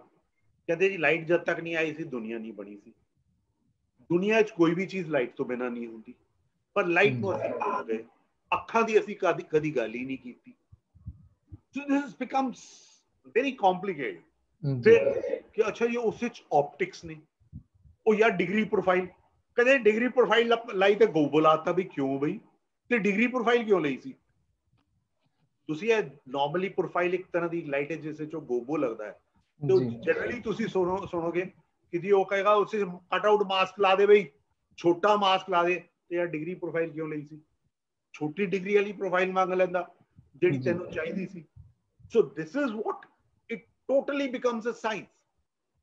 कि लाइट तो कुछ भी पै रही है, लाइट लिट कर रही है ना, प्रोफाइल क्यों इस्तेमाल करा, पार क्यों इस्तेमाल करा, या पीसी क्यों इस्तेमाल करा, ते पीसी दे भी लेंसेज अलग अलग आने, इंडिया च नहीं है पर बाहर 3 लेंसेज आंदे ने। अजकल असी पीसी दे आगे एक फ्रॉस्ट फिल्टर्स लांदे हैं, उसकी डिग्री है, फ्रॉस्ट फिल्टर क्यों लावा? All that is, it's a whole science, it's a whole language. ਜੀ ਸਰ, ਇਸ ਗੱਲ ਦੇ ਵਿੱਚੋਂ ਸਰ ਇੱਕ ਛੋਟਾ ਜਿਹਾ ਜਿਹੜਾ ਫਿਕਰਾ ਮੈਂ ਸਮਝਦਾ ਕਿ ਇਸ ਗੱਲ ਦੇ ਵਿੱਚ ਉੱਠਦਾ, ਉਹ ਇਹ ਕਿ ਅਸੀਂ ਕਿੰਨੀ ਕੁ ਜਿਹੜੀ ਇਸ ਚੀਜ਼ ਦੀ ਟ੍ਰੇਨਿੰਗ ਹੈ ਜਿਹੜੀ, ਕਿਉਂਕਿ ਅਸੀਂ ਇਹ ਅੱਜ ਦਾ ਜਿਹੜਾ ਮਜ਼ਮੂਨ ਆ ਉਹ ਵੀ ਇਹ ਚੁਣਿਆ ਕਿ ਲੈਂਗੁਏਜ ਆਫ ਸਟੇਜ ਲਾਈਟਿੰਗ। ਸੋ ਇਹ ਟ੍ਰੇਨਿੰਗ ਹੈ ਜਿਹੜੀ, ਇਸ ਲੈਂਗੁਏਜ ਨੂੰ ਸਿੱਖਣ ਦਾ ਹੀ ਅਭਿਆਸ ਹੈ ਇੱਕ ਤਰ੍ਹਾਂ ਦਾ। ਸੋ ਇਹ ਲੈਂਗੁਏਜ ਕਿਸ ਤਰ੍ਹਾਂ ਹੈ ਸਰ? ਮੈਂ ਚਾਹੁੰਦਾ ਕਿ ਇਹਦੇ ਤੇ ਥੋੜਾ ਜਿਹਾ ਚਾਨਣਾ ਜ਼ਰੂਰ ਪਾਇਆ ਜਾਵੇ ਕਿ ਇਹ, ਮੈਂ ਉਹੀ ਕਹਿ ਰਿਹਾ ਮੈਂ ਇਹੀ ਹੁਣੇ ਤੱਕ ਮੈਂ ਕਹਿ ਰਿਹਾ ਜੀ ਜੀ। ਕਹਿੰਦਾ ਲੈਂਗੁਏਜ ਉਹ ਹੁੰਦੀ ਹੈ ਜਿਹੜੀ ਸਾਹਮਣੇ ਵਾਲੇ ਨੂੰ ਸਮਝ ਆਏ ਜੀ। ਠੀਕ ਹੈ, ਕਹਿੰਦੇ ਜੀ ਮੈਂ ਕਮਿਊਨੀਕੇਸ਼ਨ ਕਰ ਰਿਹਾ, ਮੈਂ ਬੋਲ ਰਿਹਾ, ਤੁਸੀਂ ਲੋਕੀ ਸਮਝ ਰਹੇ ਹੋ। ਹੁਣ ਮੈਨੂੰ ਚਾਈਨੀਜ਼ ਆਉਂਦੀ ਨਹੀਂ, ਪਰ ਮੈਂ ਚਾਈਨੀਜ਼ ਜਾਣਦਾ ਹਾਂ, ਤਾਂ ਮੈਂ ਖੇਤ ਮੈਂ ਦੂ, ਤੁਸੀਂ ਕੀ ਸਮਝੇ? ਕੋਈ ਕਮਿਊਨੀਕੇਸ਼ਨ ਨਹੀਂ ਹੋਈ। ਓਕੇ, ਨਾਓ ਲਾਈਟਿੰਗ ਦੀ ਲੈਂਗੁਏਜ ਇੱਕ ਸਾਇਲੈਂਟ ਲੈਂਗੁਏਜ ਹੈ। ਇਸ ਦੀ ਸਭ ਤੋਂ ਵੱਡੀ ਖਾਸੀਅਤ ਹੈ ਕਿ ਇਹ ਤੁਹਾਡੇ ਸਬਕੌਂਸ਼ੀਅਸ ਮਾਈਂਡ ਤੇ ਇਫੈਕਟ ਕਰਦੀ ਹੈ, ਕੌਨਸ਼ੀਅਸ ਮਾਈਂਡ ਤੇ ਨਹੀਂ ਕਰਦੀ। ਜਿਵੇਂ ਇੱਕ ਐਗਜ਼ਾਮਪਲ ਮੈਂ ਬੱਚਿਆਂ ਨੂੰ ਦਿੰਦਾ, ਕਹਿੰਦੇ ਜੀ ਲਾਈਟਿੰਗ ਸਮਝਣ ਲਈ ਸਭ ਤੋਂ ਆਸਾਨ ਤਰੀਕਾ ਦੱਸਦਾ। ਯਾਰ ਤੁਸੀਂ ਛੋਟੇ ਹੁੰਦੇ ਸੀ, ਫੇਸ ਡਰਾ ਕਰਦੇ ਸੀ, ਕਿਸੇ ਦਾ ਵੀ ਫੇਸ ਡਰਾ ਕਰਦੇ ਸੀ, ਕੀ ਕਰਦੇ ਸੀ? ਗੋਲ ਦਾਇਰਾ ਪਾਉਂਦੇ ਸੀ, ਉਸ ਗੋਲ ਦਾਇਰੇ 'ਚ ਉੱਪਰ 2 ਲਾਈਨਾਂ ਪਾਉਂਦੇ ਸੀ, ਥੱਲੇ ਉਸਦੇ ਇੱਕ ਅੱਖ ਜੀ ਬਣਾ ਦਿੰਦੇ ਸੀ, ਇੱਕ ਲਾਈਨ ਨੱਕ ਲਈ ਤੇ ਇੱਕ ਲਾਈਨ ਹੋਂਠ ਲਈ। ਇਹ ਸਿੰਪਲ ਲਾਈਨ ਡਰਾਇੰਗ ਹੁੰਦੀ ਸੀ ਜੀ। ਤੁਹਾਨੂੰ ਕਿਹਾ ਜੀ ਇਸ ਨੂੰ ਹੱਸਦਾ ਬਣਾ ਦਿਓ, ਤੁਸੀਂ ਕੀ ਕਰਦੇ ਸੀ? ਇਹ ਵਾਲੀ ਲਾਈਨ ਨੂੰ ਐਵੇਂ ਕਰ ਦਿੰਦੇ ਸੀ, ਆਈਬ੍ਰੋਜ਼ ਨੂੰ ਐਵੇਂ ਉੱਤੇ ਕਰ ਦਿੰਦੇ ਸੀ। M I right? ਜੀ ਜੀ। ਅੱਛਾ, ਜਦ ਮੈਂ ਕਹਿੰਦਾ ਸੀ ਅੱਛਾ ਜੀ ਨਾਰਮਲ ਹੈ ਤੇ ਇਹ ਲਾਈਨ ਸਿੱਧੀ, ਇਹ ਲਾਈਨ ਸਿੱਧੀ, ਕਿ ਜੀ ਇਹ ਰੋ ਰਿਹਾ ਬਣਾਓ, ਤੁਸੀਂ ਇਸ ਲਾਈਨ ਨੂੰ ਐਵੇਂ ਕਰ ਦਿੰਦੇ ਸੀ ਤੇ ਇਸ ਨੂੰ ਐਵੇਂ ਕਰ ਦਿੰਦੇ ਸੀ। This is what it is. Now, when I am lighting you from a higher angle, ਭਾਜੀ ਸ਼ੈਡੋ ਇੱਥੇ ਥੱਲੇ ਆਏਗੀ, ਇੱਥੇ ਸ਼ੈਡੋ ਆਏਗੀ ਨਾ, ਇਹ ਸ਼ੈਡੋ ਨੂੰ ਮੈਂ ਪ੍ਰੋਪਰਲੀ ਫਿਲ ਨਾ ਕਰਾਂ, ਇਹ ਮੇਰੇ ਐਕਸਪ੍ਰੈਸ਼ਨ ਨੂੰ ਟੋਨ ਡਾਊਨ ਕਰ ਦੇਗੀ, ਮੇਰੇ ਐਕਸਪ੍ਰੈਸ਼ਨ ਨੂੰ ਦੱਬਿਆ ਹੋਇਆ ਦਿਖਾਏਗੀ, ਇਹ ਤੁਹਾਡੀ ਸੈਡਨੈਸ ਨੂੰ ਤੁਹਾਡੀ ਜ਼ਿਆਦਾ ਦਰਸਾਏਗੀ। ਤੁਸੀਂ ਇਸ ਲਾਈਟਿੰਗ ਵਿੱਚ ਅਗਰ ਈਵਨ ਮੁਸਕਰਾਉਂਦੇ ਵੀ ਹੋ ਤਾਂ ਮੁਸਕਰਾਹਟ ਹਲਕੀ ਲੱਗਦੀ ਹੈ ਜੀ। ਸੋ ਇਹ ਜਿਹੜੀ ਚੀਜ਼ ਹੈ, ਇਹ ਲੋਕਾਂ ਨੂੰ ਸਬਕੌਂਸ਼ੀਅਸ ਨੂੰ ਸਮਝ ਆਏਗੀ, ਕੌਨਸ਼ੀਅਸ ਨੂੰ ਨਹੀਂ ਸਮਝ ਆਏਗੀ ਜੀ। ਇਹ ਜਿਹੜੀ ਲਾਈਟਿੰਗ ਹੈ, ਇਹ ਜਿਹੜੀ ਮੈਂ ਚੀਜ਼ ਕਰ ਰਿਹਾ, ਅੱਛਾ ਫਿਰ ਮੇਰੇ ਐਂਗਲ ਸ਼ਾਰਪਰ ਹੋ ਗਏ। ਮੇਰੇ ਐਂਗਲ ਦਾ ਸ਼ਾਰਪ ਹੋਣਾ ਬਈ ਮੇਰੇ ਲਾਈਟ ਐਂਡ ਸ਼ੈਡੋ ਵਿੱਚ ਮੈਂ ਇੱਕ ਜ਼ਿਆਦਾ ਡਿਸਟੈਂਸ ਰੱਖ ਦਿੰਦਾ, ਤੇ ਜਦ ਮੈਂ ਉਹ ਜ਼ਿਆਦਾ ਡਿਸਟੈਂਸ ਰੱਖ ਦਿੰਦਾ ਤੇ ਕੰਟਰਾਸਟ ਤੁਹਾਨੂੰ ਇਫੈਕਟ ਕਰ ਰਿਹਾ ਹੈ, ਕਿਉਂਕਿ ਤੁਹਾਡੀ ਅੱਖ ਸਟਰਗਲ ਕਰ ਰਹੀ ਹੈ ਉਸ ਨੂੰ ਦੇਖਣ ਲਈ। ਉਹ ਜਿਹੜੀ ਮੈਂ ਲੈਟੀਟਿਊਡ ਦੀ ਗੱਲ ਕਹੀ, ਕਿ ਜੀ ਤੁਸੀਂ ਇੱਕ ਡਾਰਕਨੈਸ ਤੇ ਬ੍ਰਾਈਟਨੈਸ ਦਾ ਇੱਕ ਜ਼ੋਨ ਦੇਖਦੇ ਹੋ। ਤਾਂ ਹੀ ਕਈ ਵਾਰ ਕੀ ਹੁੰਦਾ, ਖਿੜਕੀ ਤੋਂ ਬਾਹਰ ਤੁਸੀਂ ਦੇਖਦੇ ਹੋ ਤੇ ਸਭ ਕੁਝ ਤੁਹਾਨੂੰ ਠੀਕ ਦਿਖਾਈ ਦਿੰਦਾ ਹੈ, ਪਰ ਜਿਹੜੀ ਚੀਜ਼ ਸ਼ੈਡੋ 'ਚ ਉਹ ਨਹੀਂ ਦਿਖਾਈ ਦਿੰਦੀ। ਜਦ ਸ਼ੈਡੋ ਵਾਲੀ ਚੀਜ਼ ਦਿਖਾਈ ਦਿੰਦੀ ਹੈ ਤੇ ਜਿਹੜੀ ਬ੍ਰਾਈਟ ਚੀਜ਼ਾਂ ਉਹ ਜਲ ਜਾਂਦੀਆਂ ਨੇ ਜੀ। ਇਹ ਤੁਹਾਡੇ ਨਾਲ ਨਾਰਮਲੀ ਹੁੰਦਾ ਹੈ। ਜਦ ਇਹ ਸ਼ੈਡੋ ਵੱਧ ਜਾਏਗੀ ਭਾਈ ਸਾਹਿਬ, ਤੁਸੀਂ ਆਪਣੇ ਆਪ, ਤੁਹਾਡੀ ਅੱਖ ਸਟਰਗਲ ਕਰੇਗੀ। Now this struggle is also going to your subconscious mind ਜੀ। ਪਹਿਲਾ ਐਂਗਲ ਤੁਹਾਡੇ ਉਸ ਤੇ ਜਾ ਰਿਹਾ ਹੈ, ਫਿਰ ਇਹ ਸਟਰਗਲ ਜਾਰੀ ਹੈ। ਜਿਵੇਂ ਮੈਂ ਲਾਈਟ ਦੀ ਇੰਟੈਂਸਿਟੀ ਨੂੰ ਘੱਟ ਕਰਦਾ, ਤੁਹਾਡੀ ਪੁਤਲੀ ਖੁੱਲਦੀ ਹੈ ਜੀ। ਉਸ ਪੁਤਲੀ ਦੇ ਖੁੱਲਣ ਨਾਲ ਕੀ ਹੁੰਦਾ ਹੈ, ਤੁਹਾਡੀ ਅੱਖ ਦਾ ਵਿਜ਼ਨ ਦਾ ਇੱਕ ਡੈਪਥ ਹੁੰਦੀ ਹੈ, ਜਿਸ ਨੂੰ ਅਸੀਂ ਡੈਪਥ ਆਫ ਵਿਜ਼ਨ ਕਹਿੰਦੇ ਹਾਂ, ਕਿ ਉਸ ਨੂੰ ਕਿੱਥੇ ਤੋਂ ਕਿੱਥੇ ਚੀਜ਼ ਤੱਕ ਫੋਕਸ ਵਿੱਚ ਦਿਖਾਈ ਦਿੰਦੀ ਹੈ। ਇੱਕ ਬਹੁਤ ਸਿੰਪਲ ਜਿਹੀ ਗੱਲ ਇੱਥੇ ਕਰਾਂਗਾ ਕਿ ਜੀ ਜਿਵੇਂ ਤੁਸੀਂ ਕਿਹਾ ਕਿ ਅੱਛਾ ਯਾਰ ਮੈਂ ਸੂਈ 'ਚ ਧਾਗਾ ਪਾਣਾ ਹੈ ਜਾਂ ਮੈਂ ਕੰਡਾ ਕਢਵਾਣਾ ਹੈ, ਮਾਂ ਕਹਿੰਦੀ ਸੀ ਧੁੱਪੇ ਆ ਜਾ ਪੁੱਤਰ। ਇਫ ਯੂ ਰਿਮੈਂਬਰ, ਉਹ ਧੁੱਪੇ ਕੱਢਦੀ ਸੀ ਕੰਡਾ, ਸੂਈ ਲੈ ਕੇ ਧੁੱਪੇ ਬਿਠਾ ਕੇ ਉੱਥੇ ਕੱਢਦੀ ਸੀ, ਕਿਉਂਕਿ ਉੱਥੇ ਉਸਦੀ ਅੱਖ ਜ਼ਿਆਦਾ ਦੇਖ ਸਕਦੀ ਹੈ। ਜਿੰਨਾ ਡਿਸਟੈਂਸ ਵੱਧਦਾ ਉਹਨਾਂ ਅੱਖ ਦਾ ਫੋਕਸਿੰਗ ਦਾ ਏਰੀਆ ਵੱਧ ਜਾਂਦਾ ਹੈ, ਔਰ ਜਿੰਨਾ ਘਟਦਾ ਉਹਨਾਂ ਘੱਟ ਹੋ ਜਾਂਦਾ ਹੈ। ਕਹਿੰਦੇ ਇੱਕ ਸਿੰਪਲ ਐਕਸਰਸਾਈਜ਼ ਕਦੀ ਵੀ ਕਰਕੇ ਦੇਖ ਲੈਣਾ, ਐਵੇਂ ਦੋਨੋਂ ਉਂਗਲੀਆਂ ਨੂੰ ਰੱਖੋ ਤੇ ਇਹਨਾਂ ਨੂੰ ਅੱਗੇ ਪਿੱਛੇ ਲੈ ਜਾਓ ਜੀ। ਜਦ ਇਹ ਕਰੋਗੇ ਤੁਹਾਡੀ ਇੱਕ ਉਂਗਲ ਫੋਕਸ ਵਿੱਚ ਰਹੇਗੀ, ਇੱਕ ਨਹੀਂ ਰਹੇਗੀ। ਜਿੰਨੀ ਦੂਰ ਹੁੰਦੀ ਜਾਣਗੀ ਦੋਨੋਂ ਫੋਕਸ ਵਿੱਚ ਆਉਂਦੀਆਂ ਜਾਣਗੀਆਂ। ਇਹ ਤੁਸੀਂ ਬੈਠੇ ਬੈਠੇ ਕਰ ਸਕਦੇ ਹੋ ਜੀ ਜੀ। So this focusing has also to do with your ਅੱਖ ਦੇ ਉਸ ਨੂੰ ਅੱਖ ਦੀ ਪੁਤਲੀ ਕਿੰਨਾ ਖੁੱਲ ਰਹੀ ਹੈ, ਇਹ ਉਸ ਤੇ ਵੀ ਕੰਮ ਕਰ ਰਹੀ ਹੈ। ਫਿਰ ਤੁਹਾਡਾ ਕਨਸੈਪਟ ਆਫ ਰੈਟਿਨਾ ਜਿਹੜਾ ਹੈ ਕਿ ਅੱਛਾ ਯਾਰ ਤੁਹਾਡੀ ਅੱਖ ਵਿੱਚ ਕੋਨਸ ਨੇ ਤੇ ਰੋਡਸ ਨੇ। ਕੋਨਸ ਕਲਰਸ ਦੇਖਦੀ ਨੇ, ਰੋਡਸ ਲੋ ਇੰਟੈਂਸਿਟੀ ਵੀ ਦੇਖਣੀ ਹੈ, ਜਿਸ ਦੇ ਕਾਰਨ ਤੁਸੀਂ ਰਾਤ ਬਲੂ ਦਿਖਾਉਂਦੇ ਹੋ ਜੀ। ਇਹ ਤੁਹਾਡਾ ਪਰਸੈਪਸ਼ਨ ਹੈ, ਜਦਕਿ ਸਾਇੰਟੀਫਿਕਲੀ ਰਾਤ ਬਲੂ ਨਹੀਂ ਹੁੰਦੀ। ਹਾਂਜੀ ਹਾਂਜੀ ਓਕੇ। ਸੋ ਇਹ ਸਾਰੀ ਚੀਜ਼ਾਂ ਤੁਸੀਂ ਸਮਝੋਗੇ, ਪੜੋਗੇ ਤਾਂ ਇਹ ਜਿਹੜਾ ਹੈ ਬਈ ਦੇਖੋ ਜੀ, ਉਹ ਗੱਲ ਉਹੀ ਹੈ ਕਿ ਲਾਈਟਿੰਗ ਇੱਕ ਇਹੋ ਜਿਹੀ ਵਿਧਾ ਹੈ ਜੋ ਮੈਂ ਥੀਏਟਰ ਬਾਰੇ ਵੀ ਤੇ ਲਾਈਟਿੰਗ ਬਾਰੇ ਵੀ, ਜੋ ਬਹੁਤ ਬਹੁਤ ਆਸਾਨ ਹੈ ਤੇ ਬਹੁਤ ਬਹੁਤ ਮੁਸ਼ਕਿਲ ਹੈ। ਤੁਸੀਂ ਜਿੰਨਾ ਅੱਗੇ ਜਾਂਦੇ ਜਾਓਗੇ ਉਹ ਅਥਾਹ ਹੈ, ਉਹ ਅਥਾਹ ਹੈ, ਉਹ ਸਮੁੰਦਰ ਹੈ, ਉਸ ਵਿੱਚ ਤੁਸੀਂ ਗੋਤੇ ਲਾਉਂਦੇ ਜਾਓ ਤੇ ਅੱਗੇ ਅੱਗੇ ਚੱਲਦੇ ਜਾਓ। ਤੇ ਜਿਹੜੀ ਤੁਹਾਡੀ ਇੱਕ ਹੋਰ ਚੀਜ਼ ਬਹੁਤ ਹੁੰਦੀ ਹੈ which is to me very important, ਕਹਿੰਦਾ ਜੀ ਬਹੁਤ ਘੱਟ ਲੋਕ ਸਮਝੇ ਕਿ ਮੈਂ ਕੀ ਕਰ ਰਿਹਾ, ਪਰ ਹਾਂ ਇਹ ਬਹੁਤ ਹੋਇਆ ਹੈ ਮੇਰੇ ਨਾਲ, ਯਾਰ ਤੂੰ ਉਹ ਸ਼ੋਅ ਵਿੱਚ ਨਹੀਂ ਸੀ, ਮਜ਼ਾ ਨਹੀਂ ਆਇਆ। ਉਹ ਈਵਨ ਫॉर ਮਾਈ ਆਪਰੇਸ਼ਨਸ ਕਿ ਅੱਛਾ ਜੀ ਕਿਉਂਕਿ ਮੈਂ ਆਪਰੇਸ਼ਨ ਕਰ ਰਿਹਾ ਤੇ ਮੈਂ ਇਹ ਸਭ ਜਾਣਦੇ ਹੋਏ ਕਰ ਰਿਹਾ, ਤੇ ਉਹ ਜਿਹੜਾ ਸਿੰਪਲ ਇੰਟੈਂਸਿਟੀ ਦਾ ਪਲੇ ਹੈ, ਮੇਰਾ ਪਲੇ ਦੇ ਨਾਲ ਤੇ ਮੇਰਾ ਜਗ੍ਹਾ ਦੇ ਨਾਲ ਉਹ ਲੈਵਲ ਥੋੜਾ ਥੋੜਾ ਚੇਂਜ ਕਰਦਾ ਹੈ। Even van I have written everything, and ਕਿਉਂਕਿ ਮੇਰਾ ਪੇਪਰ ਵਰਕ ਬਹੁਤ ਮਜ਼ਬੂਤ ਹੁੰਦਾ, ਉਸ ਤੋਂ ਬਾਵਜੂਦ ਮੈਂ ਹਲਕਾ ਜਿਹਾ ਚੇਂਜ ਕਰਦਾ ਤੇ ਉਹ ਐਕਸ਼ਨ ਦੇ ਅਨੁਸਾਰ ਵੀ ਹੁੰਦਾ ਹੈ। ਸੋ ਉਹ ਜਿਹੜੀ ਰੇਂਜ ਵਿੱਚ ਖੇਡਣਾ ਹੈ ਕਿੱਥੇ ਨਾ ਕਿੱਥੇ, ਉਹ ਆਪਣੇ ਆਪ ਵਿੱਚ ਇੱਕ ਬਹੁਤ ਇੰਪੋਰਟੈਂਟ ਚੀਜ਼ ਹੈ ਤੇ ਉਸਨੂੰ ਬਈ ਦੇਖੋ ਜੀ ਸਮਝਣਾ ਪਏਗਾ ਜੀ। ਫਿਰ ਲਾਈਟਿੰਗ ਗਰੋ ਕਰੇਗੀ ਇਕਵਿਪਮੈਂਟ ਨਾਲ, ਉਸ ਇਕਵਿਪਮੈਂਟ ਨੂੰ ਸਮਝਣਾ, ਉਹ ਇਕਵਿਪਮੈਂਟ ਕਿਉਂ ਹੈ, ਉਸ ਇਕਵਿਪਮੈਂਟ ਦੀ ਕੀ ਖਾਸੀਅਤ ਹੈ, ਉਸਦਾ ਪੂਰਾ ਫਿਜ਼ਿਕਸ, ਪੂਰੇ ਆਪਟਿਕਸ ਸਮਝਣੇ ਪੈਣ। ਨਹੀਂ ਸਮਝੋਗੇ ਯਾਰ, ਉਹ ਤੁਸੀਂ ਉੱਥੇ ਰੁਕੇ ਰਹੋਗੇ ਜਿੱਥੇ ਹੈ ਜੀ। ਅਗਰ ਅੱਗੇ ਜਾਣਾ ਹੈ ਤਾਂ ਸਾਨੂੰ ਉਸ ਚੀਜ਼ ਨੂੰ ਸਮਝਣਾ ਹੈ ਨਾ। ਇੰਜੀਨੀਅਰ ਤੋਂ ਡਿਮਾਂਡ ਤਾਂ ਮੈਂ ਕਰਾਂਗਾ ਨਾ, ਮੈਨੂੰ ਇਹ ਚੀਜ਼ ਚਾਹੀਦੀ ਹੈ ਜੀ। ਕਿਉਂਕਿ ਜਦ ਅਸੀਂ ਸ਼ੁਰੂ ਸਕੂਲ ਆਫ ਡਰਾਮਾ ਚ ਆਏ ਸੀ ਭਾਜੀ, 3 ਲਾਈਟਾਂ ਹੁੰਦੀਆਂ ਸੀ, ਪੀਜੈਂਟ, ਪੀਸੀ ਹੈ ਤੇ ਸੋਲਰ। ਸੋਲਰ ਮੀਨਸ ਫਰੈਸ਼ਨਰ ਜੀ। ਸੇ ਐਸੇ ਛੋਟੇ ਛੋਟੇ ਵਰਜ਼ਨ ਸੀ ਬਸ, ਉਸ ਤੋਂ ਇਲਾਵਾ ਕੁਝ ਸੀ ਨਹੀਂ। ਸਲੋਲੀ ਐਂਡ ਸਟੱਡੀ ਹੋਰ ਚੀਜ਼ਾਂ ਆਈਆਂ, ਅਸੀਂ ਸਮਝਿਆ, ਅਸੀਂ ਸਮਝਾਇਆ। ਸੋ ਇਹ ਸਾਰੀ ਚੀਜ਼ਾਂ ਲੱਕੀਲੀ ਮੈਨੂੰ ਬੈਕਅਪ ਮਿਲਦਾ ਸੀ ਮੇਰੇ ਬ੍ਰਦਰ ਤੋਂ ਕਿ ਹਾਂ ਜੀ ਲੈਂਪ ਛੋਟਾ ਛੋਟਾ ਕਿਉਂ ਹੁੰਦਾ ਗਿਆ। ਸਾਡੇ ਟਾਈਮ ਬਲਬ ਇੰਨਾ ਵੱਡਾ ਹੁੰਦਾ ਸੀ ਜੀ, ਅੱਜ ਬਲਬ ਇੰਨਾ ਜਿਹਾ ਹੈ।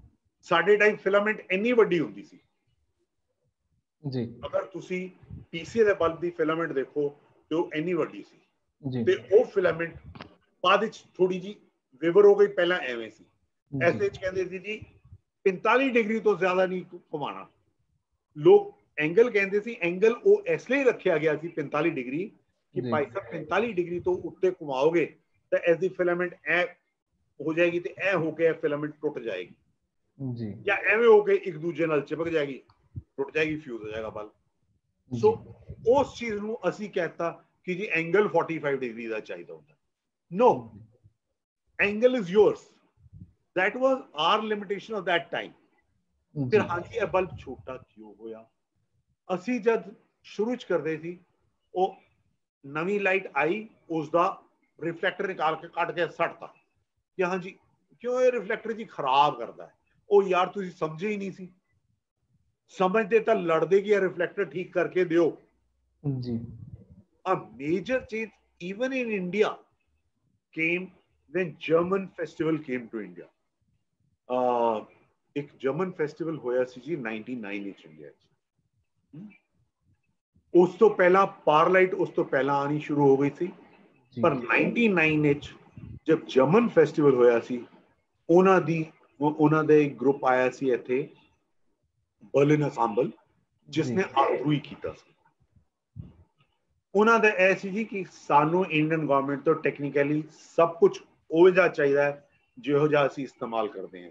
ਕਿ ਸਾਨੂੰ ਇਲੈਕਟ੍ਰੋਨਿਕ ਡਿਮਰਸ ਚਾਹੀਦੇ ਨੇ, ਸਾਨੂੰ ਪ੍ਰੋਫਾਈਲ ਲਾਈਟਸ ਚਾਹੀਦੀਆਂ ਨੇ, ਪ੍ਰੋਫਾਈਲ ਲਾਈਟ ਦੀ ਸਾਰੀ ਜ਼ੂਮ ਪ੍ਰੋਫਾਈਲਸ ਚਾਹੀਦੀਆਂ ਨੇ, ਉਹ ਇੱਕ ਇੱਕ ਚੀਜ਼ ਪ੍ਰੀਸਾਈਜ਼ ਸੀ। ਸੋ ਕੰਪਿਊਟਰ ਕੰਟਰੋਲਡ ਉਹਨਾਂ ਦਾ ਬੋर्ड आएगा जी। Indian government had promise Germans कि हम सब कुछ देंगे। सो वो रिस्पॉन्सिबिलिटी मुझे मिली थी। सर मैं बर्लिन असांबल में उनके साथ जाके मैंने बर्लिन में काम किया, बर्लिन से उनकी पूरी लाइटों को समझा, उन लाइटों की एक एक डिटेल, फोटोग्राफ्स, पमाइश सब लेके आया, सैंपल लेके आया, और स्कूल ऑफ ड्रामा ने 100 लाइटें बनाने का कॉन्ट्रैक्ट मॉडर्न स्टेज सर्विस को दिया कि ये 100 लाइटें यही प्रोफाइल बननी है जी, प्रिसाइज। सो वो जो प्रोफाइल बनी, और हाँ जी ये डिग्री प्रोफाइल चाहिए हमें इतनी। सो एक तो हमें समझ आई, उन्हें समझ में आई, और क्योंकि 100 लाइटें बननी थी और वो इतनी प्रिसाइज बननी थी कि उनकी डाइज बननी थी, वो डाइज बनी तो उतनी लाइटें और बनी, एक होल न्यू सर्कल स्टार्टेड। और इसके साथ साथ कि हाँ जी डीएमएक्स कंट्रोल्ड बोर्ड चाहिए, तब डीएमएक्स इंपोर्ट हुआ था। सो 088 के डीएमएक्स आए थे, 088 का बोर्ड, अब क्योंकि बोर्ड हमें खरीदना था तो मुझे कुछ मैनुअल्स पढ़ने पड़े कि अच्छा यार ये बोर्ड की ये खासियत है, ये बोर्ड की ये खासियत है, वो स्ट्रैंड का ये बोर्ड मांग रहे हैं, और वो स्ट्रैंड का ये बोर्ड हमारे यहाँ तो चलेगा ही नहीं। सो जो उनके टेक्नीशियन थे, टेक्नीशियन की बात बड़ी प्यारी होती है। तो मैंने उसको कहा यार ये तू ले तो रहा है, मुझे ये खरीदवा रहा है, मैं इंडियन गवर्नमेंट से इतने लाख का खरीदवा भी दूंगा, पर ये बाद में पड़ा रहेगा, क्योंकि हमारे यहाँ तो साहब हम इतना सेटअप में टाइम लगा ही नहीं सकते। So I have to have a operational board. तो साहब 088 का बोर्ड अप्रूव हुआ, और वो बोर्ड स्कूल ऑफ ड्रामा ने लिया, और बहुत देर तक स्कूल ऑफ ड्रामा में वो बोर्ड चलता रहा। हाँ, पर जो उनका टेक्नो था डीडी, उसने उस बोर्ड का इस्तेमाल नहीं किया था, वो अपने साथ अपने लैपटॉप को लाया था और हमारे बोर्ड से उसको लिंक करता था, वो ऑपरेट अपने बोर्ड से करता था, सेटअप हमारे बोर्ड से करता था जी। सो इस तरह से ग्रोथ होती है। सो ट्रेनिंग के लिए सारी चीजें जरूरी हैं जी जी। It's a whole science, it's a whole psychology which we have to understand. बिल्कुल बिल्कुल बिल्कुल सर। बहुत सारे दोस्तों साडे लोग जिहड़े सलागा भी करने साडे जुड़े ने, जगजीत सरीन जी, शंकर गुप्ता जी, हरमानपाल जी, दविंदर कुमार जी, सुरेश मेहता जी कह रहे हैं कई बहुत सारी सार्थक ते भारपूर्वक जानकारी मिल रही है। कुलविंदर खैरा जी समझाउण दे अंदाज की गल कर रहे हैं। शुक्रिया दोस्तों, साडे नाल जुड़े रहो। Thank you. सो दोस्तों अगला जिहड़ा ख्याल सर, जो तुसीं लाइटिंग की गल करते हैं, वक्रे वक्रे कलर्स साडे जहन च आउंदे आ, इस चीज़ के बारे में सर चाहना कि थोड़ा जिहा सानूं जानकारी दिओ कि कलर्स जिहड़े आ, जिहड़ी नरेशन डायरैक्टर पहुँचाना चाहता, जो नाटककार ने लिखिया, वो कहानी नूं श्रोतियां तक सही तरीके ने पहुँचाउण कलर्स की महत्ता है? ਯਾਰ ਅੱਛਾ ਹੁਣ ਜਿਵੇਂ ਮੈਂ ਤੁਹਾਨੂੰ ਕਿਹਾ ਕਿ ਸ਼ੁਰੂ ਵਿੱਚ ਤਾਂ ਮੈਂ ਬੋਲਡ ਕਲਰਸ ਇਸਤੇਮਾਲ ਕਰਦਾ ਸੀ। ਅੱਛਾ ਜਿਵੇਂ ਮੈਂ ਤੁਹਾਨੂੰ ਕਿਹਾ ਕਿ ਮੇਰੀ ਕਿਸਮਤ ਬਹੁਤ ਚੰਗੀ ਰਹੀ ਯਾਰ, ਮੈਨੂੰ ਇਹੋ ਜਿਹੇ ਲੋਕ ਮਿਲੇ, ਇਹੋ ਜਿਹੀ ਚੀਜ਼ਾਂ ਹੋਈਆਂ ਵਿਚ ਇਜ਼ ਅਨਬਿਲੀਵੇਬਲ। ਪਹਿਲਾਂ ਤਾਂ ਇਹਨਾਂ ਦਾ ਯੋਗਦਾਨ, ਮੇਰੇ ਵੱਡੇ ਬ੍ਰਦਰ ਦਾ ਯੋਗਦਾਨ, ਫਿਰ ਮੇਰਾ ਕੇਸ਼ਵ ਕੋਠਾਰੀ ਜੀ ਨਾਲ ਮਿਲਣਾ। ਕੇਸ਼ਵ ਕੋਠਾਰੀ ਜੀ ਸੰਗੀਤ ਨਾਟਕ ਅਕੈਡਮੀ ਦੇ ਸੈਕਟਰੀ ਸੀ, ਉਹ ਬਹੁਤ ਸੇ ਦੂਜੇ ਕੰਮ ਵੀ ਕਰ ਸੀ। ਹਾਂ ਇੱਕ ਹੋਰ ਨਾਮ ਹੈ ਛੱਡ ਜਾਣਾ, that is ਮੋਹਨ ਮਹਾਰਿਸ਼ੀ। ਮੋਹਨ ਮਹਾਰਿਸ਼ੀ ਜੀ ਨਾਲ ਮੇਰੀ ਮੁਲਾਕਾਤ ਹੋਈ ਸੀ 81 ਵਿੱਚ। 80 ਰਾਦਰ 80 ਵਿੱਚ ਇੱਕ ਚੰਡੀਗੜ੍ਹ ਤੋਂ ਪਲੇ ਹੋਇਆ ਸੀ ਰਾਣੀ ਜਿੰਦਾ ਜੀ। ਰਾਣੀ ਜਿੰਦਾ ਵਿੱਚ ਮੈਂ ਟੈਕਨੀਕਲੀ ਸਭ ਕੁਝ ਦੇਖ ਰਿਹਾ ਸੀ ਤੇ ਮੋਹਨ ਜੀ ਦਾ ਮੈਂ ਰਾਈਟ ਹੈਂਡ ਮੈਨ ਰਿਹਾ, ਉਸ ਵਿੱਚ ਮੈਂ ਛੋਟਾ ਜਿਹਾ ਰੋਲ ਵੀ ਕੀਤਾ।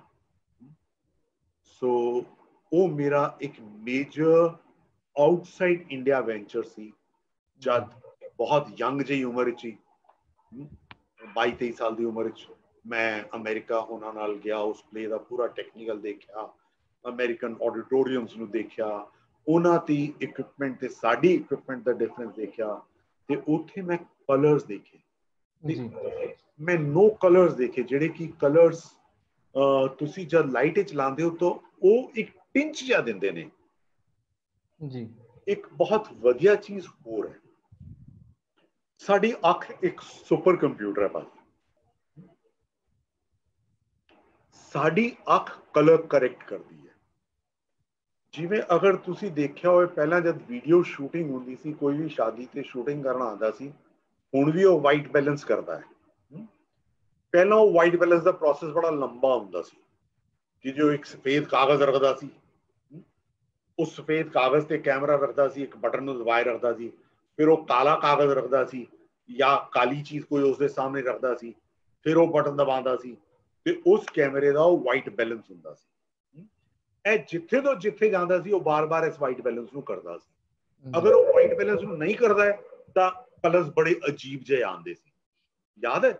ਅੱਛਾ, ਉਹ ਅਜੀਬ ਜਿਹੇ ਕਲਰ ਕੈਮਰੇ ਨੂੰ ਦਿਸਦੇ ਸੀ, ਅੱਖ ਨੂੰ ਨਹੀਂ ਦਿਸਦੇ ਸੀ, ਕਿਉਂਕਿ ਅੱਖ ਕੀ ਕਰਦੀ ਹੈ, ਉਹ ਕਲਰ ਨੂੰ ਆਪਣੇ ਆਪ ਨਿਊਟਰਲਾਈਜ਼ ਕਰਦੀ ਹੈ, ਉਹ ਕਲਰ ਨੂੰ ਅਡਾਪਟ ਕਰਦੀ ਹੈ।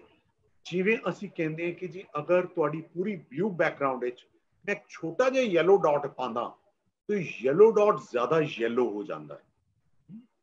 ਇਹ ਹੁਣ ਅੱਖ ਦੇ ਪਰਸੈਪਸ਼ਨਸ ਨੇ, ਜੋ ਜਦ ਅਸੀਂ ਅੱਖ ਦੀ ਪੂਰੀ ਗੱਲ ਕਰਾਂਗੇ ਤਦ ਇੱਕ ਤੋਂ ਸਮਝੋਗੇ, ਹਾਂ ਪ੍ਰੈਕਟੀਕਲ ਕਰਾਂਗੇ ਤਾਂ ਉਹਨਾਂ ਲੰਬਾ ਟਾਈਮ ਚਾਹੀਦਾ ਹੈ ਜੀ, ਕਿ ਅੱਖ ਕਿਵੇਂ ਕਿਵੇਂ ਧੋਖਾ ਦਿੰਦੀ ਹੈ, ਕਿਵੇਂ ਕਿਵੇਂ ਮੈਜਿਕ ਆਫ ਵਿਜ਼ਨ ਹੈ, ਕਿ ਉਹ ਕੀ ਕੀ ਹੁੰਦਾ ਹੈ। ਤਾਂ ਉਸ ਬਾਰੇ ਅਸੀਂ ਇੱਕ ਲੰਬੀ ਗੱਲ ਕਰਾਂਗੇ ਜੀ। ਜੀ ਹੁੰਦਾ ਹੈ ਕਿ ਉਹ ਜਿਹੜਾ ਨੋ ਕਲਰ ਹੈ, ਜਿਹੜਾ ਉਹ ਟਿੰਜ ਹੈ, ਉਹ ਤੁਹਾਡੀ ਅੱਖ ਉਸ ਨੂੰ ਵਾਈਟ ਵਿੱਚ ਕਨਵਰਟ ਕਰ ਦਿੰਦੀ ਹੈ ਜੀ ਜੀ। ਪਰ ਉਹ ਵਾਈਟ ਵਿੱਚ ਕਨਵਰਟ ਤਾਂ ਕਰ ਦਿੰਦੀ ਹੈ, ਪਰ ਜਿਵੇਂ ਉਹ ਵਾਰਮ ਕਲਰ ਹੈ, ਉਸ ਦੀ ਵਾਰਮਥ ਤਾਂ ਉਸ ਨੂੰ ਮਿਲ ਰਹੀ ਹੈ ਜੀ। ਜਿਵੇਂ ਮੈਂ ਨੋ ਕਲਰ ਰੈੱਡ ਲਾਇਆ, ਬਈ ਰੈੱਡ ਦੀ ਸ਼ੇਡ ਹੁੰਦੀ ਹੈ ਬਹੁਤ ਹਲਕੀ ਜਿਹੀ ਹੁੰਦੀ ਹੈ, ਉਸ ਕਲਰ ਦੀ ਇੰਟੈਂਸਿਟੀ ਬਹੁਤ ਘੱਟ ਹੈ, ਓਕੇ, ਉਸਦੀ ਵੈਲਿਊ ਜ਼ਿਆਦਾ ਹੈ, ਪਰ ਉਸਦੀ ਜਿਹੜੀ ਉਸ ਕਲਰ ਦਾ ਜਿਹੜਾ ਉਹ ਲਾਲੀ ਹੈ, ਉਹ ਲਾਲੀ ਨਹੀਂ ਦਿਖੇਗੀ, ਪਰ ਉਹ ਇੱਕ ਟਿੰਜ ਜਿਹਾ ਬਣਾਏਗਾ, ਜਿਹੜਾ ਟਿੰਜ ਤੁਹਾਡੀ ਅੱਖ ਤੋਂ ਗਾਇਬ ਹੋ ਜਾਏਗਾ ਜੀ ਜੀ। ਸੇਮ ਇਜ਼ ਵਿਦ ਬਲੂ, ਪਰ ਉਸਦੀ ਵਾਰਮਥ ਤੁਹਾਡੇ ਕੋਲ ਆਏਗੀ ਜੀ। ਸੋ ਉਸਦੀ ਵਾਰਮਥ ਵੀ ਆਏਗੀ, ਉਹ ਲਾਈਟ ਐਂਡ ਸ਼ੇਡ ਵਿੱਚ ਵਰਕ ਵੀ ਕਰੇਗਾ, ਕਿਉਂਕਿ ਉਸਨੂੰ ਨਿਊਟਰਲਾਈਜ਼ ਕੀਤਾ ਹੈ ਜੀ। ਸੋ ਉਹ ਜਿਹੜੀ ਚੀਜ਼ਾਂ ਨੇ ਉਹ ਬਹੁਤ ਇਸਤੇਮਾਲ ਕਰਦਾ ਕਲਰ ਵਿੱਚ। So this is what goes for a play, ਕਿ ਅੱਛਾ ਜੀ ਇਹ ਪਲੇ ਦਾ ਮੂਡ ਹੈ, ਇਹ ਪਲੇ ਦਾ ਪਰਮਾਨੈਂਟ ਮੂਡ ਹੈ, ਤੇ ਇਹ ਮੈਂ ਹਿੰਟ ਕਰਨਾ ਚਾਹੁੰਦਾ। ਜਿਵੇਂ ਟ੍ਰੈਜਡੀ ਚ ਬਲੂ ਵਰਕਸ ਵੈਰੀ ਵੈਲ, ਪਰ ਬਲੂ ਅਗਰ ਨੋ ਕਲਰ ਬਲੂ ਹੋਏ, ਉਹ ਸ਼ੀਟ ਮਿਲਦੀ ਹੈ ਬਿਲਕੁਲ ਹਲਕਾ ਨੀਲਾਪਨ ਹੁੰਦਾ ਉਸ ਵਿੱਚ ਜੀ। ਉਹ ਜਿਹੜਾ ਬਿਲਕੁਲ ਹਲਕਾ ਨੀਲਾਪਨ ਹੈ, ਉਹ ਤੁਹਾਨੂੰ ਉਹ ਦਿਖਦਾ ਨਹੀਂ ਹੈ, ਪਰ ਉਹ ਤੁਹਾਡੀ ਅੱਖ ਤੇ ਇੱਕ ਅਸਰ ਜਿਹਾ ਛੱਡ ਜਾਂਦਾ ਹੈ, ਤੁਹਾਡੀ ਸਾਈਕੋਲੋਜੀ ਤੇ ਅਸਰ ਛੱਡਦਾ ਹੈ। So this is what I am saying when we talk about language, this is the language ਜੀ ਜੀ, ਕਿ ਹਾਂਜੀ ਤੁਹਾਨੂੰ ਦਿਸਿਆ ਨਹੀਂ, पर वो इफेक्ट कर गया जी। सर मैं इत्थे छोटा जिहा वक्फा जरूर लेना चाहांगा सर इस गल नूं कि मैनू जहन च आ रहा सर एक प्ले आतमजीत सर नाल तुहाडी एसोसीएशन बहुत लंबे समय तक रही है, तो मैं उन्होंने दे प्ले का एक जिक्र करना चाहूँगा जी। मैं तो एक सारंगी हाँ प्ले ਉਹਦੀ ਲਾਈਟਿੰਗ ਤੁਸੀਂ ਕੀਤੀ ਸੀਗੀ ਸਰ। ਮੈਂ ਚਾਹੁੰਦਾ ਕਿ ਉਸ ਪਲੇ ਬਾਰੇ, ਉਹਦੀ ਲਾਈਟਿੰਗ ਬਾਰੇ ਥੋੜਾ ਜਿਹਾ ਦੱਸੋ। ਤੇ ਇੱਕ ਤੁਸੀਂ ਉਹਨਾਂ ਨਾਲ ਟੋਰਾਂਟੋ ਗਏ ਸੀ ਕਿਤੇ, ਉੱਥੇ ਤੁਸੀਂ ਤਕਰੀਬਨ 400 ਲਾਈਟਸ ਦੇ ਨਾਲ ਤੁਸੀਂ ਲਾਈਟਿੰਗ ਹੈਂਡਲ ਕੀਤੀ ਸੀ। ਮੈਂ ਚਾਹੁੰਦਾ ਕਿ ਉਹ ਤਜਰਬਾ ਜ਼ਰੂਰ ਸਾਡੇ ਨਾਲ ਸਾਂਝਾ ਕਰੋ। ਮੈਂ ਤਾਂ ਇੱਕ ਸਰੰਗੀ ਆਤਮਜੀਤ ਜੀ ਦਾ ਬਹੁਤ ਪ੍ਰੈਸਟੀਜੀਅਸ ਪਲੇ ਸੀ ਤੇ ਮੈਂ ਬੜਾ ਗ੍ਰੇਟਫੁਲ ਹਾਂ ਕਿ ਉਹਨਾਂ ਨੇ ਮੈਨੂੰ ਸਪੈਸ਼ਲੀ ਬੁਲਾਇਆ ਸੀ ਤੇ ਬੜਾ ਰਿਕੁਐਸਟ ਕਰਕੇ, ਬੜਾ ਡਰਦੇ ਉਹਨਾਂ ਨੇ ਮੈਨੂੰ ਕਿਹਾ ਸੀ ਕਿ ਯਾਰ ਆ ਜਾ ਯਾਰ ਇਹ ਕਰ ਦੇ। ਆਤਮਜੀਤ ਜੀ ਨੂੰ ਮੈਨੂੰ ਇੱਕ ਮੇਰੇ ਬਹੁਤ ਪਿਆਰੇ ਦੋਸਤ ਸੀ ਬੀਪੀ ਸਿੰਘ ਜੀ, ਪੰਜਾਬ ਵਾਲੇ ਸਾਰੇ ਜਾਣਦੇ ਨੇ। ਉਹ ਲਾਈਟਿੰਗ 'ਚ ਬਹੁਤ ਇੰਟਰਸਟਿਡ ਰਹਿੰਦੇ ਸੀ। ਸੋ ਉਹ ਇੱਕ ਤਰ੍ਹਾਂ ਮੇਰਾ ਚੇਲਾ ਵੀ ਸੀ ਤੇ ਬੜਾ ਪਿਆਰਾ ਦੋਸਤ ਸੀ। ਯਾਨੀ ਬਹੁਤ ਯਾਦਾਂ ਨੇ ਉਸਦੇ ਨਾਲ, ਬੜੀ ਪਿਆਰੀ ਯਾਦਾਂ ਨੇ। ਮੇਰੇ ਘਰ ਆਉਣਾ, ਮੇਰਾ ਉਹਨਾਂ ਕੋਲ ਜਾਣਾ, ਹਰ ਵਾਰੀ ਜਦ ਮੈਂ ਚੰਡੀਗੜ੍ਹ ਗਿਆ ਬੀਪੀ ਸਿੰਘ ਜੀ ਤੇ ਬੀਪੀ ਸਿੰਘ ਜੀ ਨੇ ਆਤਮਜੀਤ ਜੀ ਨੂੰ ਮਿਲਾਇਆ ਸੀ ਜੀ। ਤੇ ਆਤਮਜੀਤ ਜੀ ਨੇ ਕਿਹਾ ਮੈਨੂੰ ਮੈਂ ਤਾਂ ਇੱਕ ਸਰੰਗੀਆਂ ਲਈ ਆ ਜਾ ਬਈ। ਤੇ ਉਹਦਾ ਸੈੱਟ ਵੀ ਬੜਾ ਕੰਪਲਿਕੇਟਡ ਜਿਹਾ ਸੈੱਟ ਉਹ ਇਮੇਜਿਨ ਕਰਕੇ ਬੈਠੇ ਸੀ। ਅਸੀਂ ਪਲੇ ਦੇਖਿਆ, ਸੈੱਟ ਦੇਖਿਆ, 5-6 ਉਸਦੀ ਰਿਹਰਸਲਸ ਹੋਈਆਂ, ਗੱਲਬਾਤ ਹੋਈ। ਸੋ all of a sudden I said यार कहानी बन नहीं रही। इस प्ले की खासियत यह भी है कि यह प्ले फ्लैशबैक जाता है। प्ले शुरू होता है सन तो मैनू याद नहीं, पर यह कह लो कि जी अज तो 20 साल बाद शुरू होता है।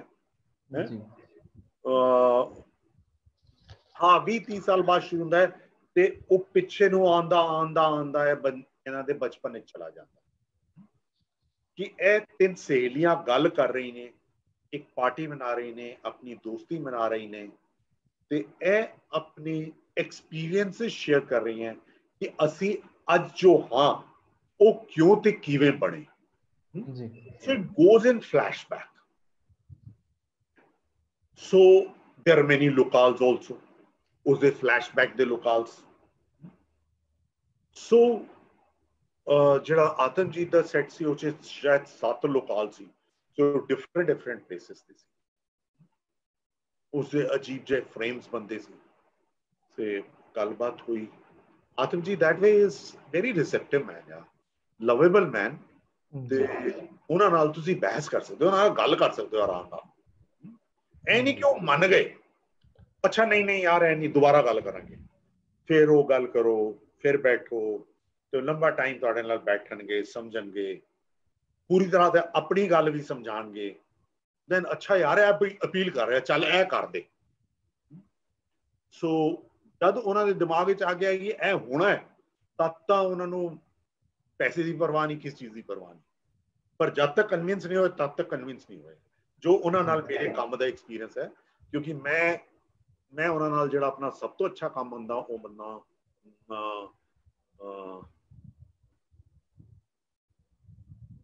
ਪੰਚਨਦ ਦਾ ਪਾਣੀ ਜੀ।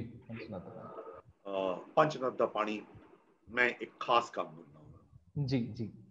Even this play, recent play, but Panchanad da Pani was another level.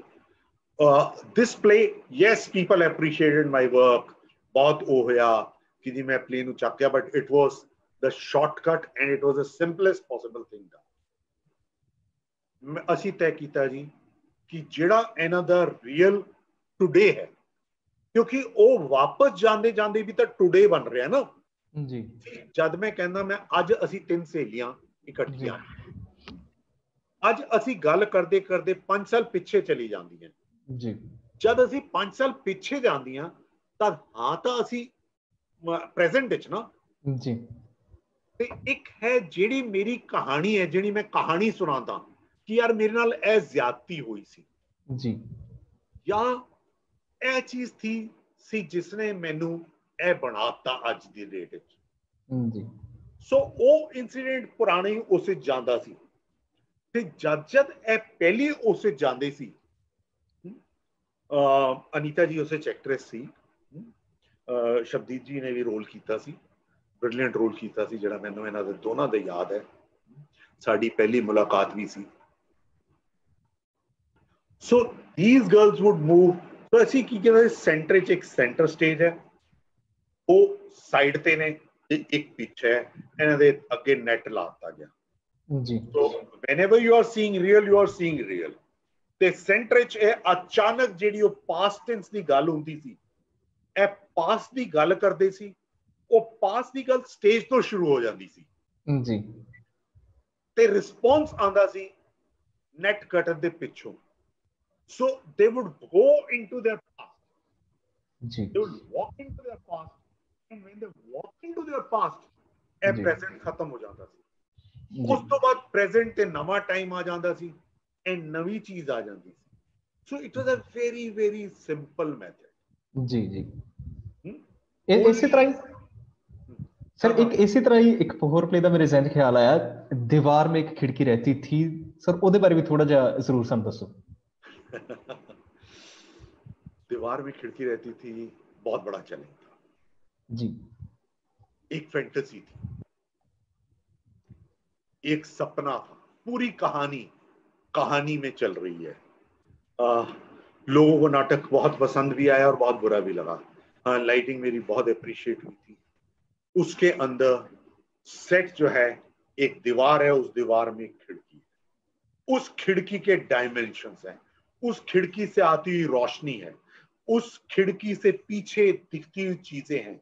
यानी एंड में वो फैंटेसी इतनी बढ़ जाती है कि धीरे धीरे वो दीवारें गायब हो जाती हैं और उन दीवारों के पीछे पेंटिंग्स निकल के आती हैं, राजाओं महाराजाओं की, हाथी, चांद, और हाथी चांद, उसके सपनों में हाथी का बहुत बड़ा रोल है जी।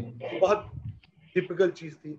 सो it was that way, whole fantasy which moved in, and it was, हाँ, एक तरह से ये एक नई तरह की टोटल लाइटिंग थी, कोई गिमिक नहीं, गिमिक भी बहुत नीट था, और वो खिड़की बहुत बड़ा रोल प्ले करती थी। उस खिड़की की लाइटिंग के बारे में लोगों ने मुझे बहुत अप्रिशिएट किया। तो खिड़की कब लगता था खिड़की बोल गई। जी, क्या बात। यानी उस खिड़की पे 7-8 लाइटें खिड़की पे ही इस्तेमाल हुई थी। जी जी जी। And that was my motivational source also.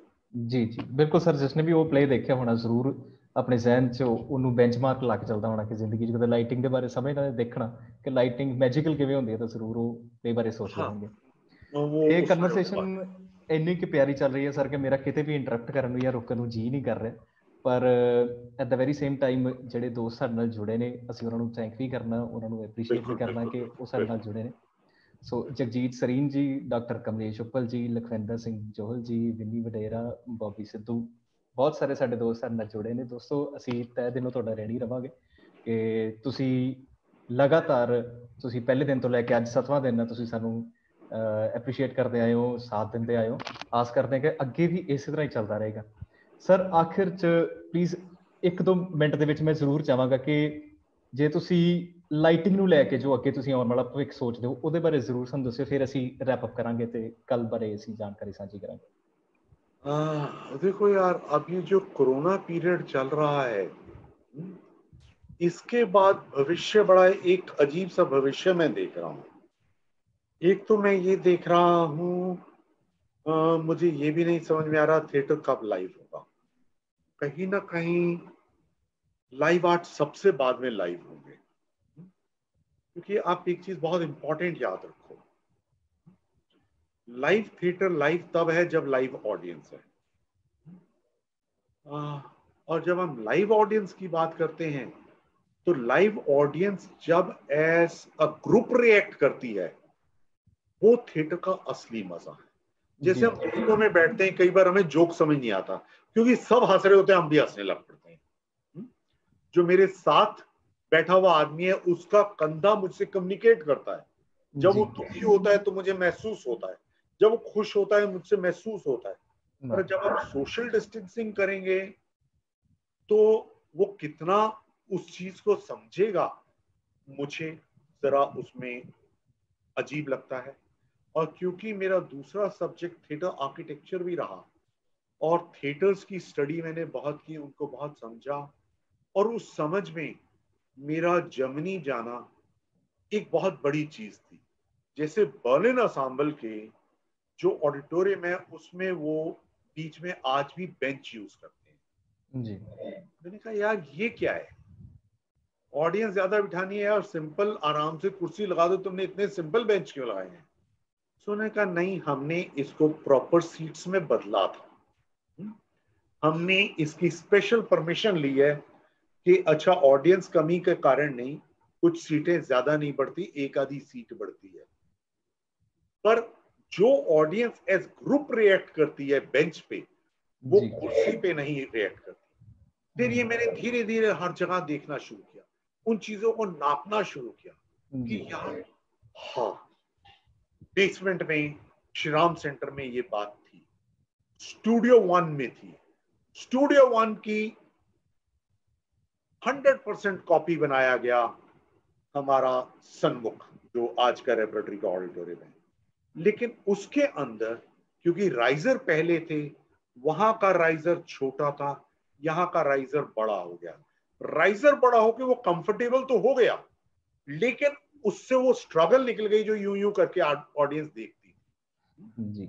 दूसरा क्या हुआ कि यहाँ पे प्लेटफॉर्म इंडिपेंडेंट लगाया गया 3 फुट का, वहां जो था उसके ऊपर वो चढ़त लेता था तो 3 इंच कम हो जाता था। वहां लकड़ी के तख्ते थे तो उसमें चढ़त में वो 3 इंच कम हो जाता था, सो जिसके कारण वो आगे से घुसने की जगह कम होती थी लेकिन ऑडियंस नजदीक आ जाती। सो ये ऑडियंस बिखर गई, सो बिखर गई तो वो लाइव नहीं आई जो स्टूडियो 1 में थी, जो यानी रविंद्र भवन के ऊपर वाले हॉल में। यही चीज मैंने श्री फोर्ट में दी देखी कि यार श्री फोर्ट में सॉरी नॉट श्री फोर्ट, फिकी ऑडिटोरियम, फिकी ऑडिटोरियम में जब जब काम करते थे तो बहुत लग्जरी सीट्स, खुली सीट्स लगी थी। तो लग्जरी और खुली सीट्स और वो गैप कहीं ना कहीं उस थिएटर की लाइफ को खत्म कर देता था। श्री फोर्ट की और प्रॉब्लम्स हैं, पर यहाँ जो रिलेशनशिप, ये रिलेशनशिप नहीं बनता था, ऑडियंस कभी एज ग्रुप रिएक्ट नहीं करती। जी बिल्कुल। सो ये सारी चीजें मुझे लगती हैं। बाकी तो देखो यार, टेक्नोलॉजी तो बड़ी तेज से आ रही है।